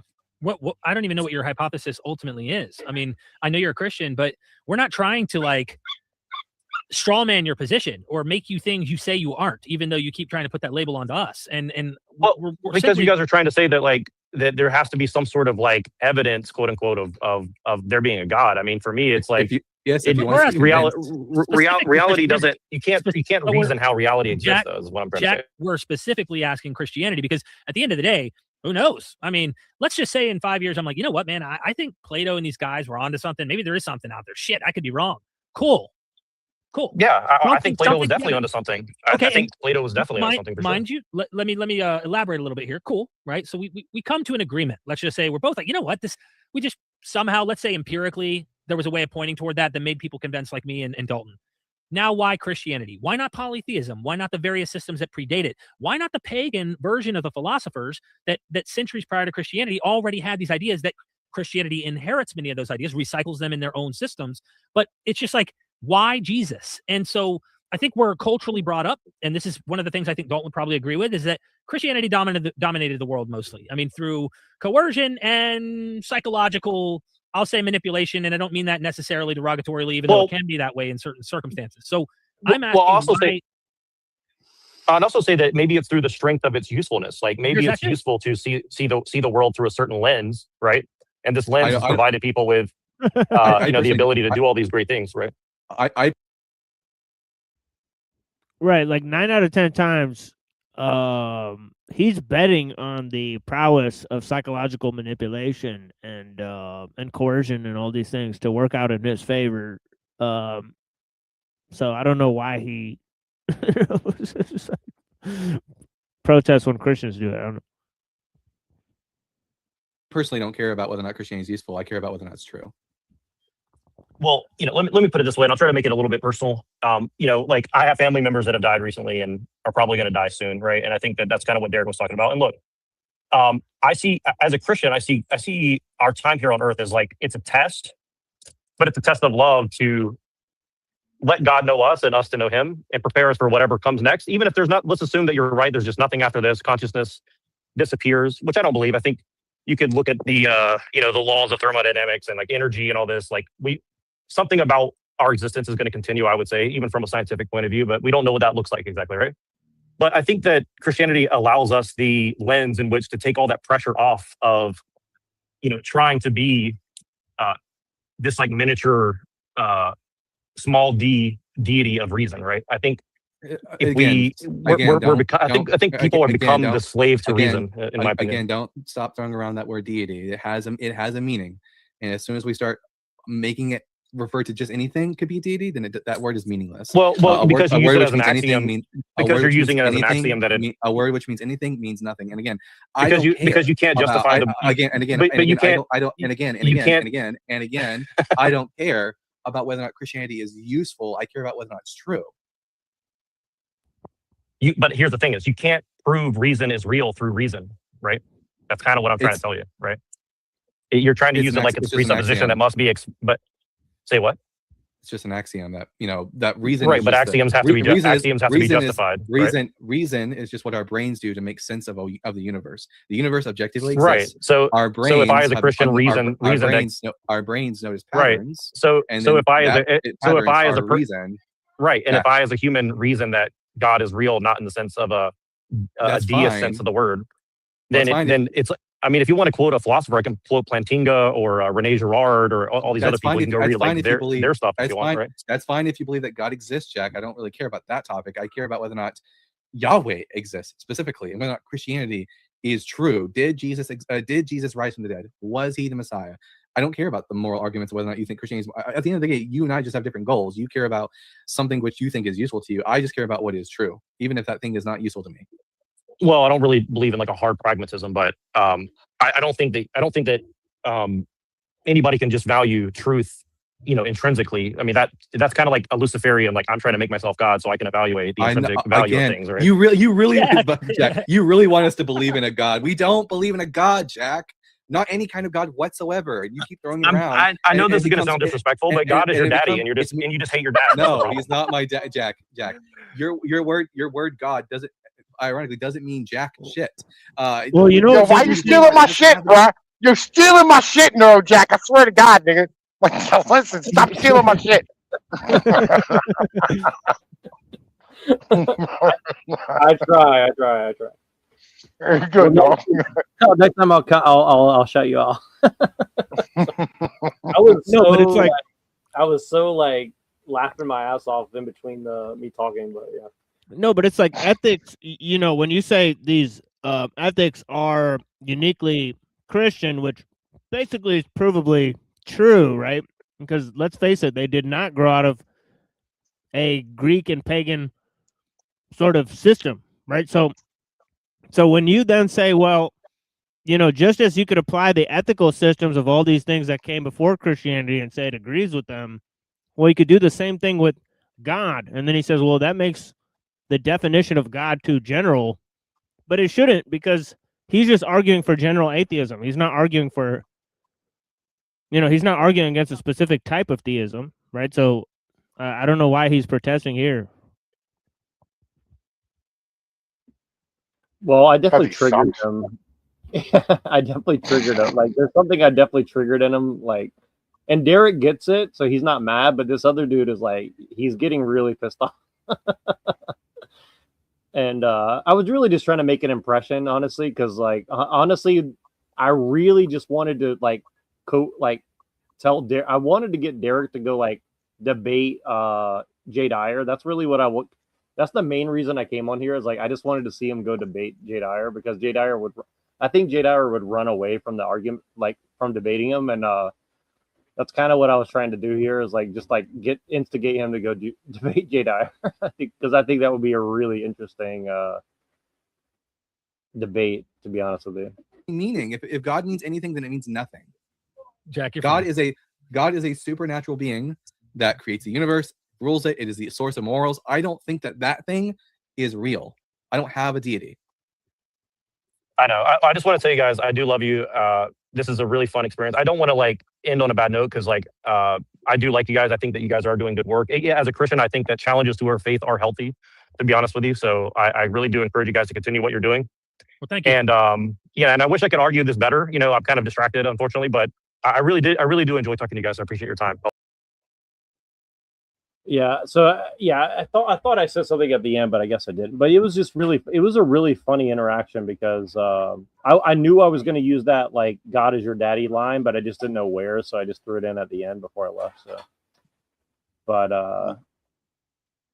but yeah, I don't know. I think it was just interesting, like. Because what's interesting about this is like they said they were going to have an open panel, and they let like one other guy up, and then they just let like all their friends come up, and I think they didn't actually do an open panel anymore after this, after I got off. So it was pretty interesting, like that they kind of shut it down. They kind of shut down the after this.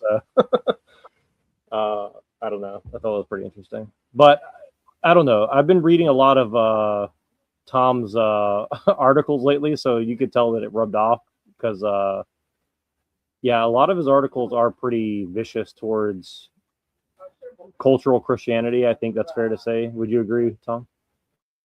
I mean, like empirical, like Christianity, you know what I mean, would be kind of like the ship where, like, you know what I mean, to really be heading towards. Like, I've been arguing that I don't have any problem with like America being an empire, as long as like you stop fucking lying to me and telling me we're spreading democracy. You know, like as long as you're not putting pride flags all over like the fucking bases, I'm kind of okay with doing and bombing whoever the fuck we want. Like I feel like at some point we should use this $1 trillion military to benefit us and just like, you know, take control of, you know, oil exports and, you know, fucking energy supply lines. And I think that we should be bombing Europe and forcing them to like pay for our healthcare for a while, since we paid for theirs for 80 fucking years. These type of things is where I've been getting to in my articles. You know what I mean? Kind of my mentality. Well, definitely your like Machiavellian, pragmatic view of things. I think it's a lot more honest than what these guys are doing, which is kind of why like I like the juxtaposition. You know what I'm saying? Like I think because you're kind of forcing these kind of guys, like not only these guys, but like they also the Christian right. You know, they're like saying they care about morality when they don't. You know, and I think you're also saying the same of like these kind of like, you know, cultural Christian, like I care about the truth and I care about history, but really most people don't really give a shit about any of that. Like it's like my biggest problem with the people who are anti-war today is that most of them, it's just all like a performative thing. Like they're just trying to say like, oh, it's so mean that we're doing this, but like at the end of the day, they don't actually. I truly think that most of the people that you see publicly saying that, they don't really care. You know, it's like it's really just another way to say like America's bad and Trump is bad, which I agree with. But it's like, I mean, my biggest thing is like if we're going to be an empire, the average person should see some sort of benefit to their life, you know, if we're just going to be in a secular empire anyways, right? But like there's no benefit whatsoever, you know, as far as I can tell. I mean, I guess from like the easiness of life in general, maybe. Like you said Well, something like like your the way article I saying sorry to interrupt, I just want to make sure I get this. Like your article recently saying like Americans haven't really had to sacrifice the way that other people have. Like that's kind of what I'm getting at, right? yeah. So like here's where it is. So like right now at the moment, like you're paying, like $3.80 a gallon at the pump or $4, whatever it is, right? And after this, I mean, you're going to be paying like $2.25, $2.30 a gallon for fucking fuel, right? And the reason for this is because what Trump sees and what like the administration sees is that energy is what allows our like economy and our like fucking basic way of life to function, right? It's not this bullshit of like, oh, what we do is better than everybody else because like we're Christians and we're fucking Americans and our liberal doctrine is the best thing. Our freedoms, right? Like, which is retarded. Like, that's the dumbest shit I've ever heard in my entire life. No, right? It's our fucking energy infrastructure. It's our ability to control energy. It's the value of our currency because of the fact that it has like outside demand on it, right? Which, I mean, allows for like demand inside of the fucking country. And as you start pumping the immigrants the fuck out, which needs to happen in a fucking hurry, and we're doing, I mean, little by little, which fucking sucks because, the corporations are going to be funding corporations in Britain and, I mean, the city of London, these type of motherfuckers are going to be fucking like anti-fight. They're going to be fighting this tooth and fucking nail to stop it.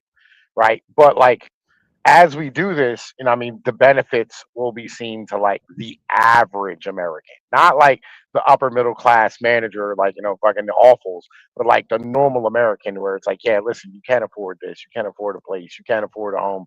I mean, you can't afford like the ability to like go on vacation, all this type of stuff, right? These things are available because of energy, right? And there's a problem with the boomers, what I mean, where like we have to maintain their standard. There's all these type of things that are going on that so many people don't really look at. And they're just looking at it from this perspective of the Epstein pedophile Jew nonsense bullshit, right? And like you gotta let go of that at some point and go, hey, listen, we need to conduct our fucking government and our fucking defense policy and our international policy in a way that's beneficial to the empire, corporate structures, I mean, American motherfucking investment structures, and I mean, like long term growth with I mean, basic shit. And that's hard to do. I mean, when you have so many people who are just so used to this, being fed that college liberal line of peace and pita and I mean, vegetarianism. You know what I mean?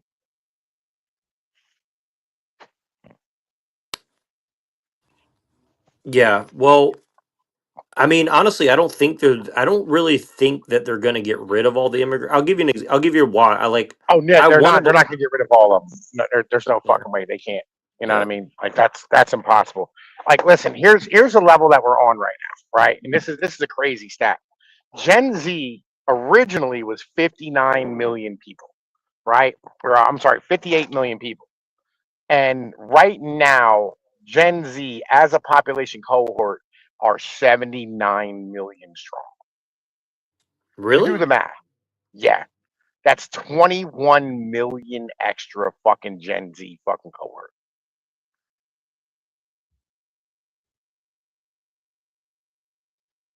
Right? Is that from immigration or? Yeah, that's from immigration.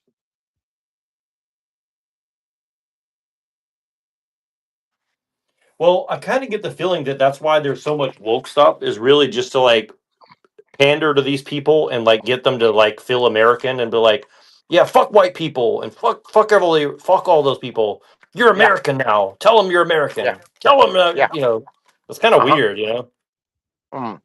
Well, it's not yeah, listen, it's not even like that. It's more along the lines of if you can get people to accept transsexuals, right? And like furries and whoever else, right?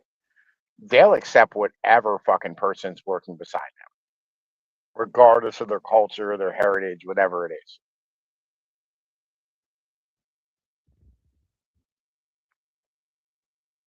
So you think it's like a litmus test to send? Like, well, that's funny. I've actually had people use that word with me a lot recently. Where they're like, "Let me give you the litmus test." Like I've never heard anybody unironically use that, but people really are doing that. They like test to see like, let's see how far woke and left you are. Like, Yeah. you know, what do you think about this? What do you think about that? And I was like, and I obviously I said some wrong stuff, and they got like really offended and kicked me out of the conversation. So I was like, okay, so Yeah. yeah, it's pretty interesting, but that's pretty weird. So Yeah. I mean, it's not a litmus test, right? It's more along the lines of if you can get the general public to accept, right? And I mean, just like the most wild ass shit, then like stuff that's like not quite as wild is easily accepted. You know what I mean? Like if you want somebody to be okay with driving a U-Haul truck, you know what I'm saying? Get them to be okay with driving, you know what I mean, like a motherfucking giant ass dump truck that like does mining work. Like you go way farther than you need to go.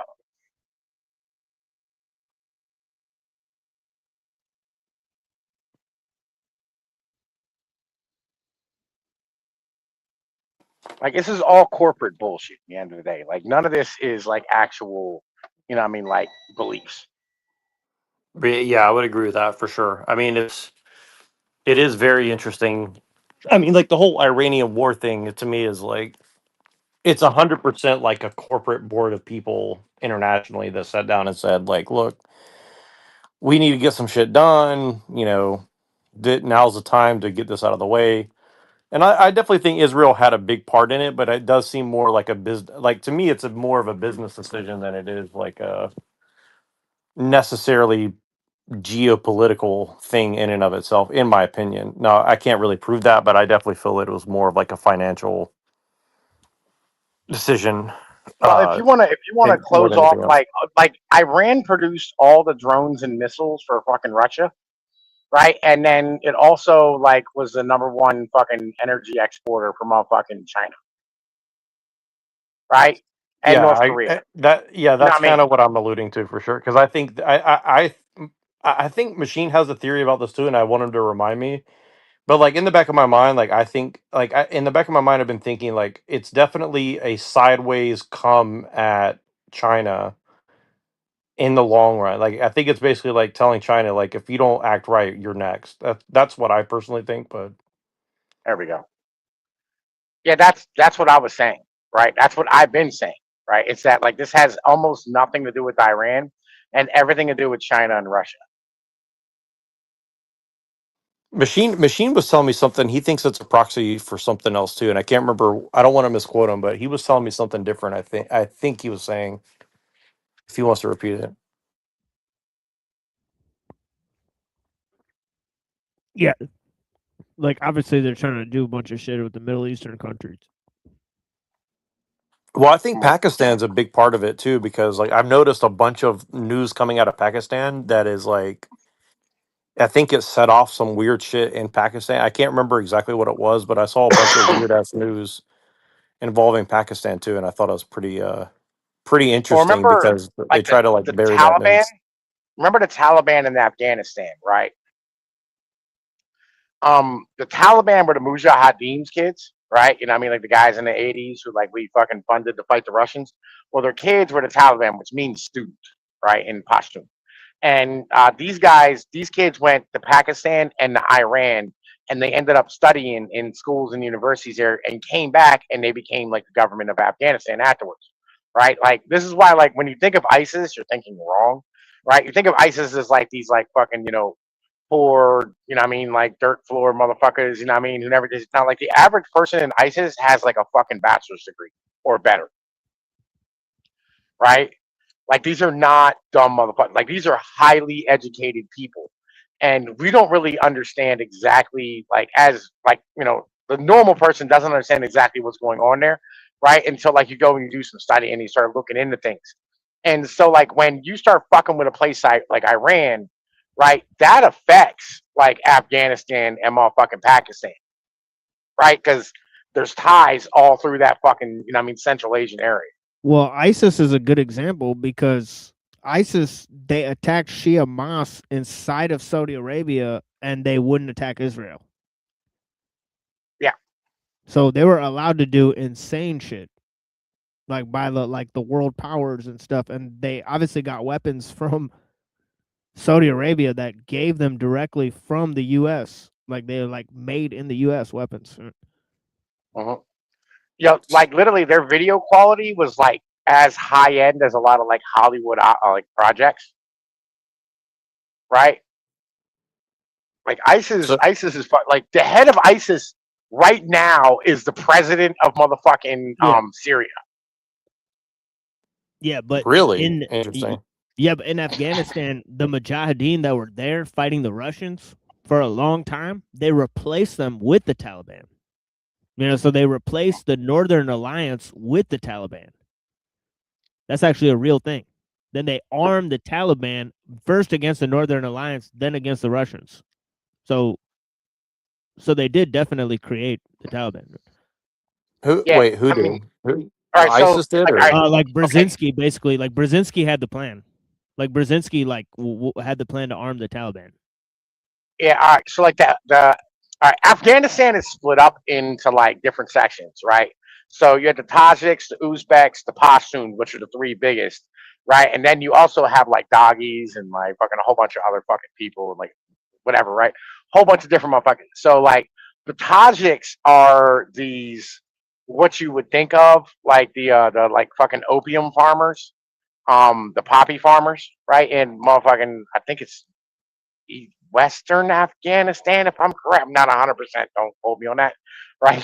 But like they, I mean, they do like opium farming, and the Taliban tend to be Pashtun and Uzbek, right? And the Taliban or the Mujahideen were heavily influenced by the Tajiks, right?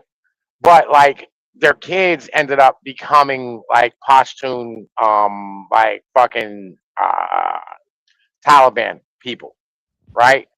And then they ended up like fucking going after the original Mujahideen, and then they moved away. Like they got rid of the Northern Alliance, and then I mean they teamed up with the Tajiks to or they end up the Tajiks ended up getting fucking giving the U.S. help during the Afghanistan occupation to like push the motherfucking Taliban out. And then once the Taliban came back in, they took out the fucking Tajiks and they killed the opium trade. Right? That the whole fucking country is wild. It shouldn't even be a country, for being honest with you. Right? It's basically lawless mountain.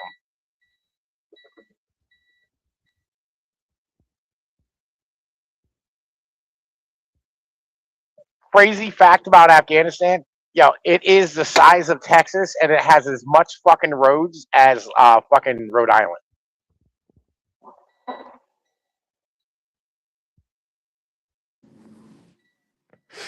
yeah, that's I've never heard any of this before, so this is a little. I have to digest some of this.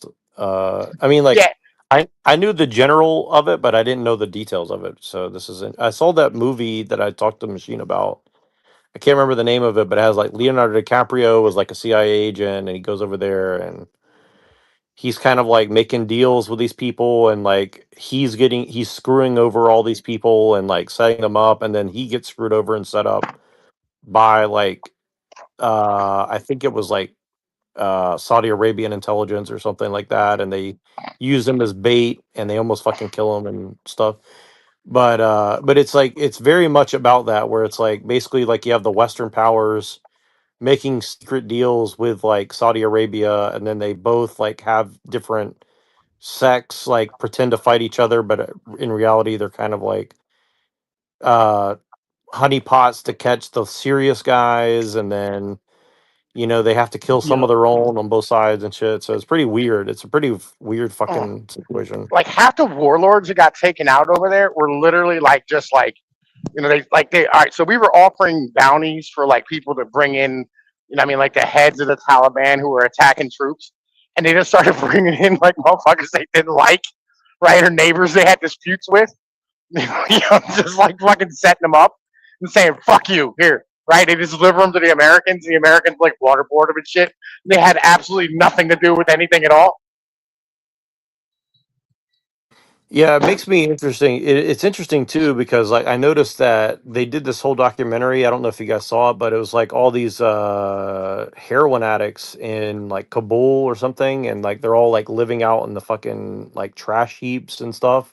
And then it shows like the Taliban going and pulling them all up and trying to rehabilitate them. And but it makes you wonder like how many people's like families got destroyed and they're just like out there with nowhere to go. And I don't know, like it seemed like a very like you said, like maybe there's a lot of these broken families that are just kind of wandering around, because if what Machine is saying is true, is like the Taliban is basically like it's like a crypto Western proxy army or something, like, which I never heard that. Like I thought the Taliban was technically like against the West, but it seems that the argument would be something like they're No. kind of against the West, but they're not really in the at the end of the day.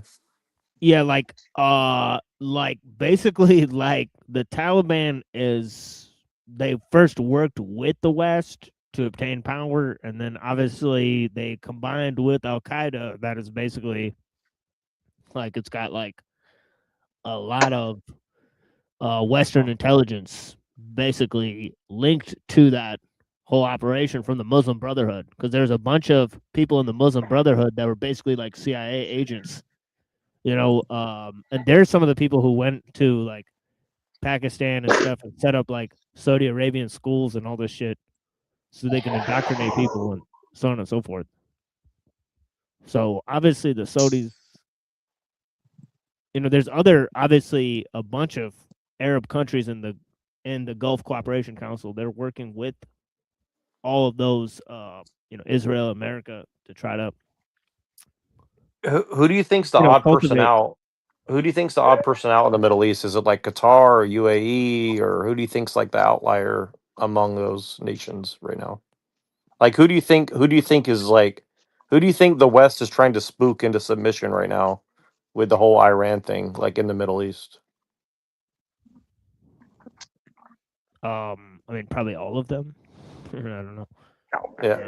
Too bad. But I mean, do you think there's any that are more like independent than another, like UAE or Dubai? I mean, not Dubai, but you get what I'm saying. Like Saudi Yeah, the Arabia, I UAE, know. like the UAE and Yeah. Saudi Arabia are 100% reliant on the United States. The Yeah. reason they have any wealth at all is because, like, all right, you know how like Saudi Arabia came to be by chance, Nerdjack? Yeah, it's like Sykes-Picot and all this shit. Lawrence of Arabia is about all I know. All right, so basically, fucking Saudi Arabia came to be because when Britain came through and like fucking decided to make it into a fucking state, the House of Saud had just conquered that place, right? They were like Bedouin raiders, right? And like they just propped them up forever. And that's how we got Saudi Arabia. And then they were there when they like fucking found oil and guar and like 19, I want to say like 35, 36, something like that.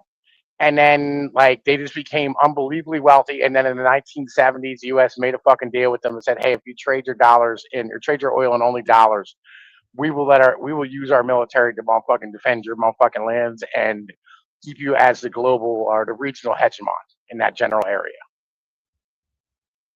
And so they're 100% reliant. Like they have a ton of American arms, right, and like planes and all that type of shit.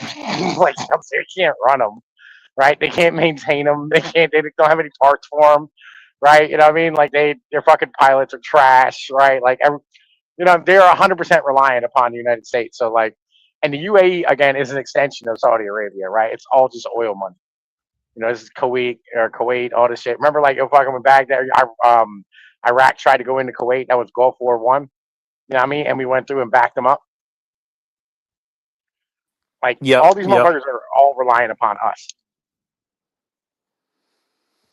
Well, I think China's relying on us too, honestly. That's what's kind of funny is like, yeah, I think China can't really, like, I think everybody's like scared of China. I think China will be like destroyed in like a month if we just like take away business from them, essentially. Like, because they have a lot of mouths to feed. And my personal opinion is I don't think they have the ability to feed themselves in China, which I know that sounds insane, but like, I truly do believe that. Like, I think there's something, I think we got them on the hook somehow. I don't know exactly. Whether it be through energy or food or something like that. So all right, so like they're they require a lot of imported like additives for like farming, you know what I mean, such as like, you know, fucking tractors, combines, fertilizer, right? This type of shit. But they don't get them from us, right? You know what I mean? Because like we're not the ones who export that shit. We used to export a lot of soybeans before last year. Now they're getting them from places like Brazil, um, and pork. But I think China would be okay without the U.S. The only problem is their neighborhood, right? Like, so if Indonesia or India or fucking, you know, Malaysia, Burma, and any of these places decided to get froggy, they could just fuck up all of China's like shipping in an afternoon, right? And like there would be no more like they have to go through the Straits of Malacca to get through, right? And it's just like they're super vulnerable, and their navy Right. can't defend their shit. Yeah, And I mean, I pretty much, from what I understand, I agree. I mean, I think, I mean, really, this is the thing is like America is basically providing uh, the protection racket of the ports for the world. And Trump basically did say that, which I think is kind of true. Like, now, again, is it also like we're the bullies and we're like taking everybody's milk money or whatever? Like, yeah, no, probably that's the that's problem.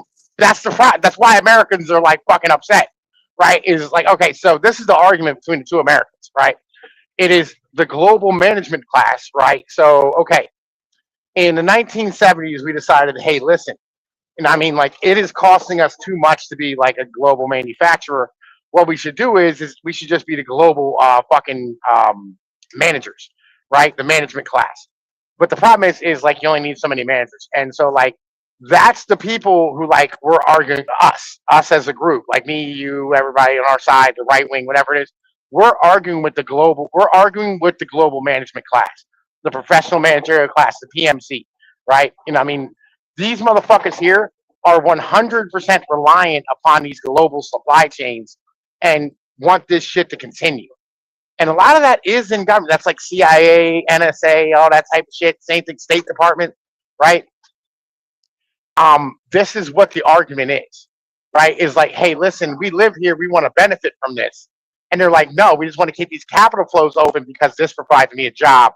And that's what the managers are saying. You know what I mean? And so we're all over here like, Brad, listen, we don't give a fuck about your cheap plastic stuff. We want to be able to afford homes and live like human beings. And they're like, no, we're just going to replace you with immigrants. Go eat a dick and go lay down somewhere and fucking die. We don't want anything to do with you. That's the fucking problem, right? Is everybody thinks it's like, oh, there's some big plan to depopulate, whatever, da da da. No, they just don't care about the working class. They fucking hate the working class because the managers have always hated the working class. This is where like I know like everybody like fucking hates Marx, but he 100% was right about this shit. Right? This is where the class thing comes in. You need to understand the class struggle in politics in order to understand exactly what the fuck is going on. Right? Like if you want to just like stand here and negate class altogether and pretend that like, oh, we're all just one people, you're gonna fucking die. Like you will lose this battle like every day. You know what I mean? And you're gonna continue to lose and you'll lose more and more every fucking year until you're basically in a barrio somewhere. You know what oh I mean? yeah. Begging Well, for fucking scraps. I agree with that, but one of the biggest problems that I see is that most of the people talking about class are working for the management class as like a like pseudo Marxist, like, gang, if you will, Mm.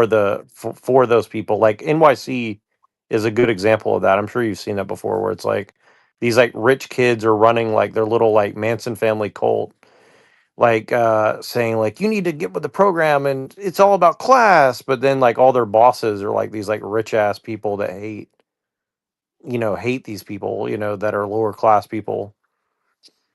But I agree with you. I mean, I do They agree with you LARP though. this shit, right? Like yo, these motherfuckers are the managers, right? These people who are like they're whining about identity is what they're talking about. They're not talking about class. They're talking about identity. They don't understand class at all in any fucking way.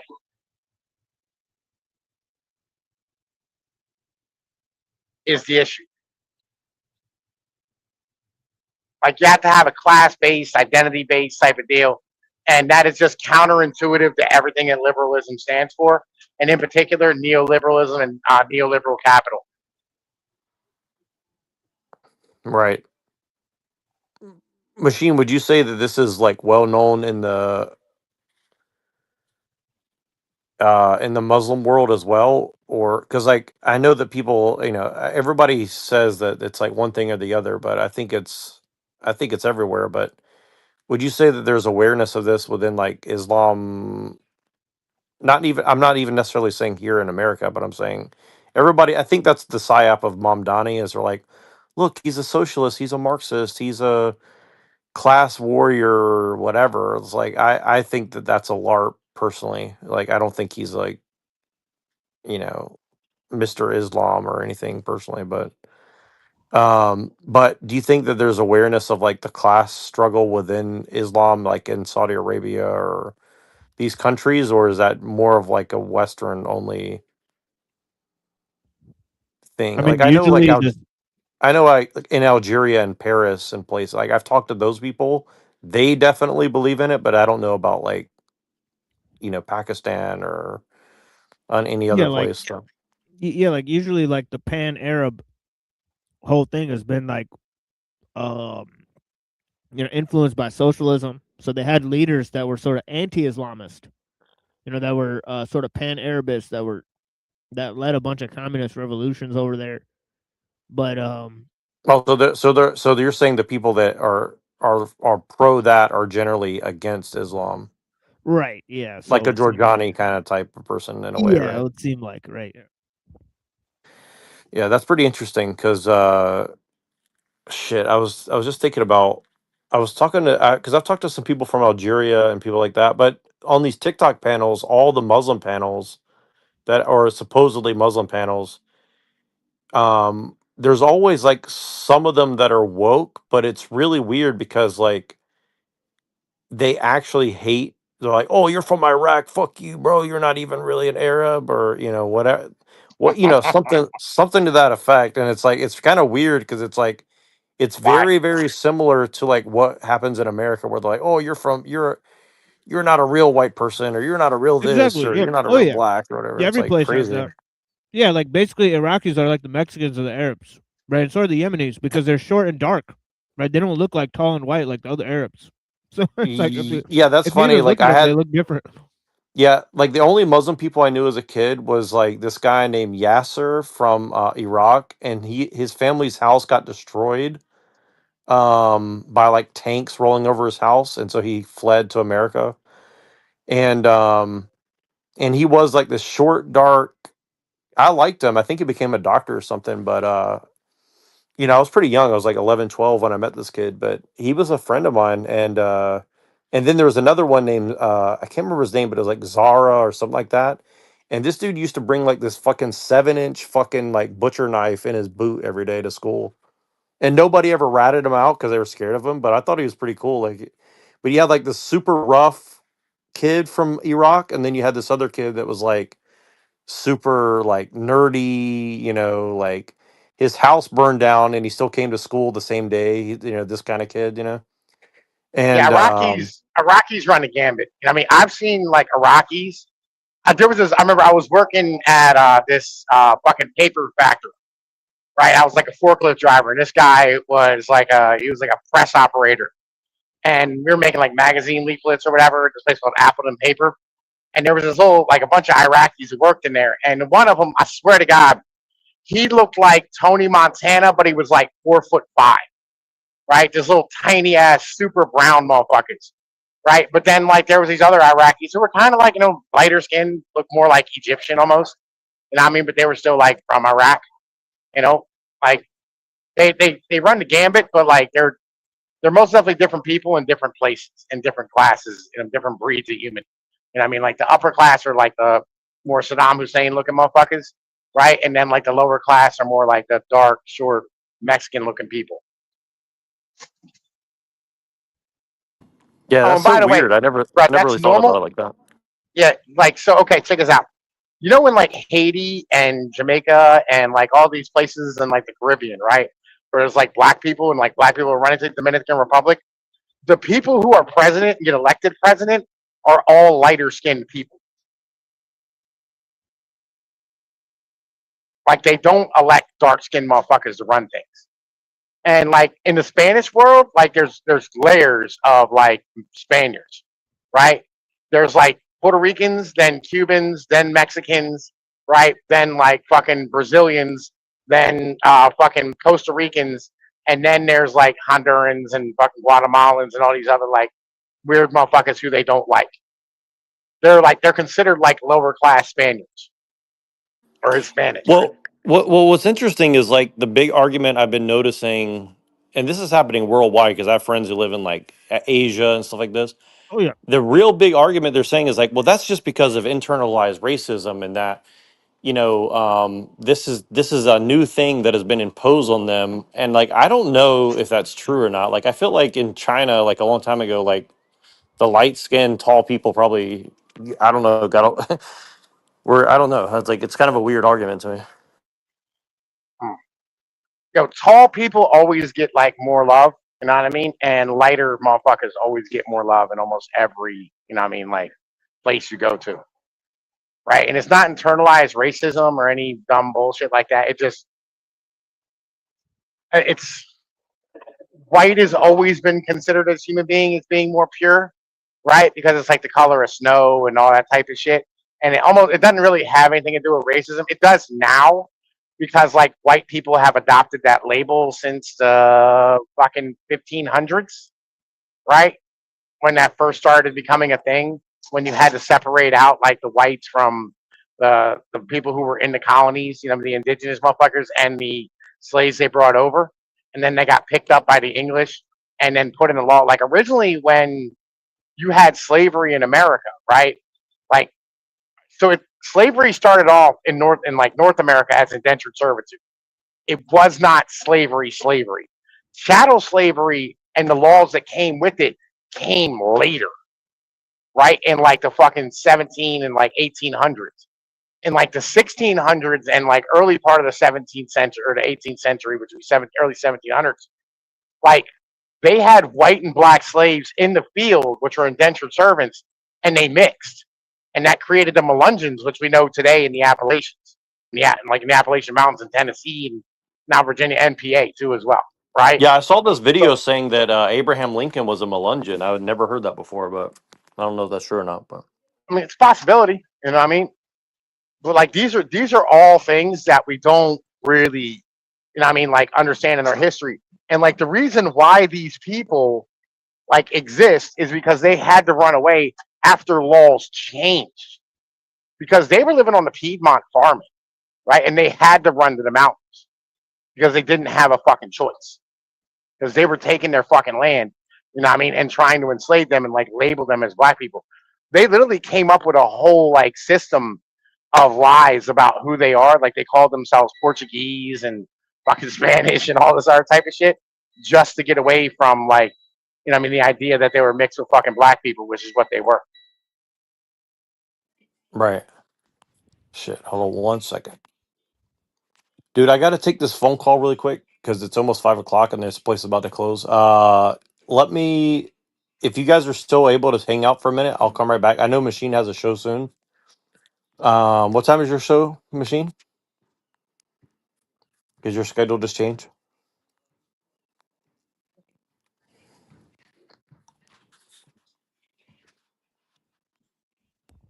Oh, sorry, I was washing my hands. But yeah, There you go. this thing gonna start in like an hour and a half. But the thing is that I do have to call somebody too. So let's just go ahead and end this here. Yeah, I want to continue this conversation though. If Yeah, you're so around we'll later, continue tomorrow. if you guys are later, if you guys are around later tonight, well, I know you're doing your show tonight, but Right. yeah, you guys hit me up later. I have to make this call before this place closes, and Yeah, it's no worries, dude. Yeah. I'll be on Um, Discord. You know what I mean? all right, cool, Holler man. at me, I'll man. hit you guys up later. Yeah, And Mount, as always, my sure, brother. Later, my Yeah. brother. Peace. Yeah, yeah, blessings. appreciate you guys. All right. Yeah, Sorry to peace, end man. it really abruptly, but I just realized the time too. Yeah, it's All all right, good. appreciate you guys. I'll talk to you soon. Yeah, peace on.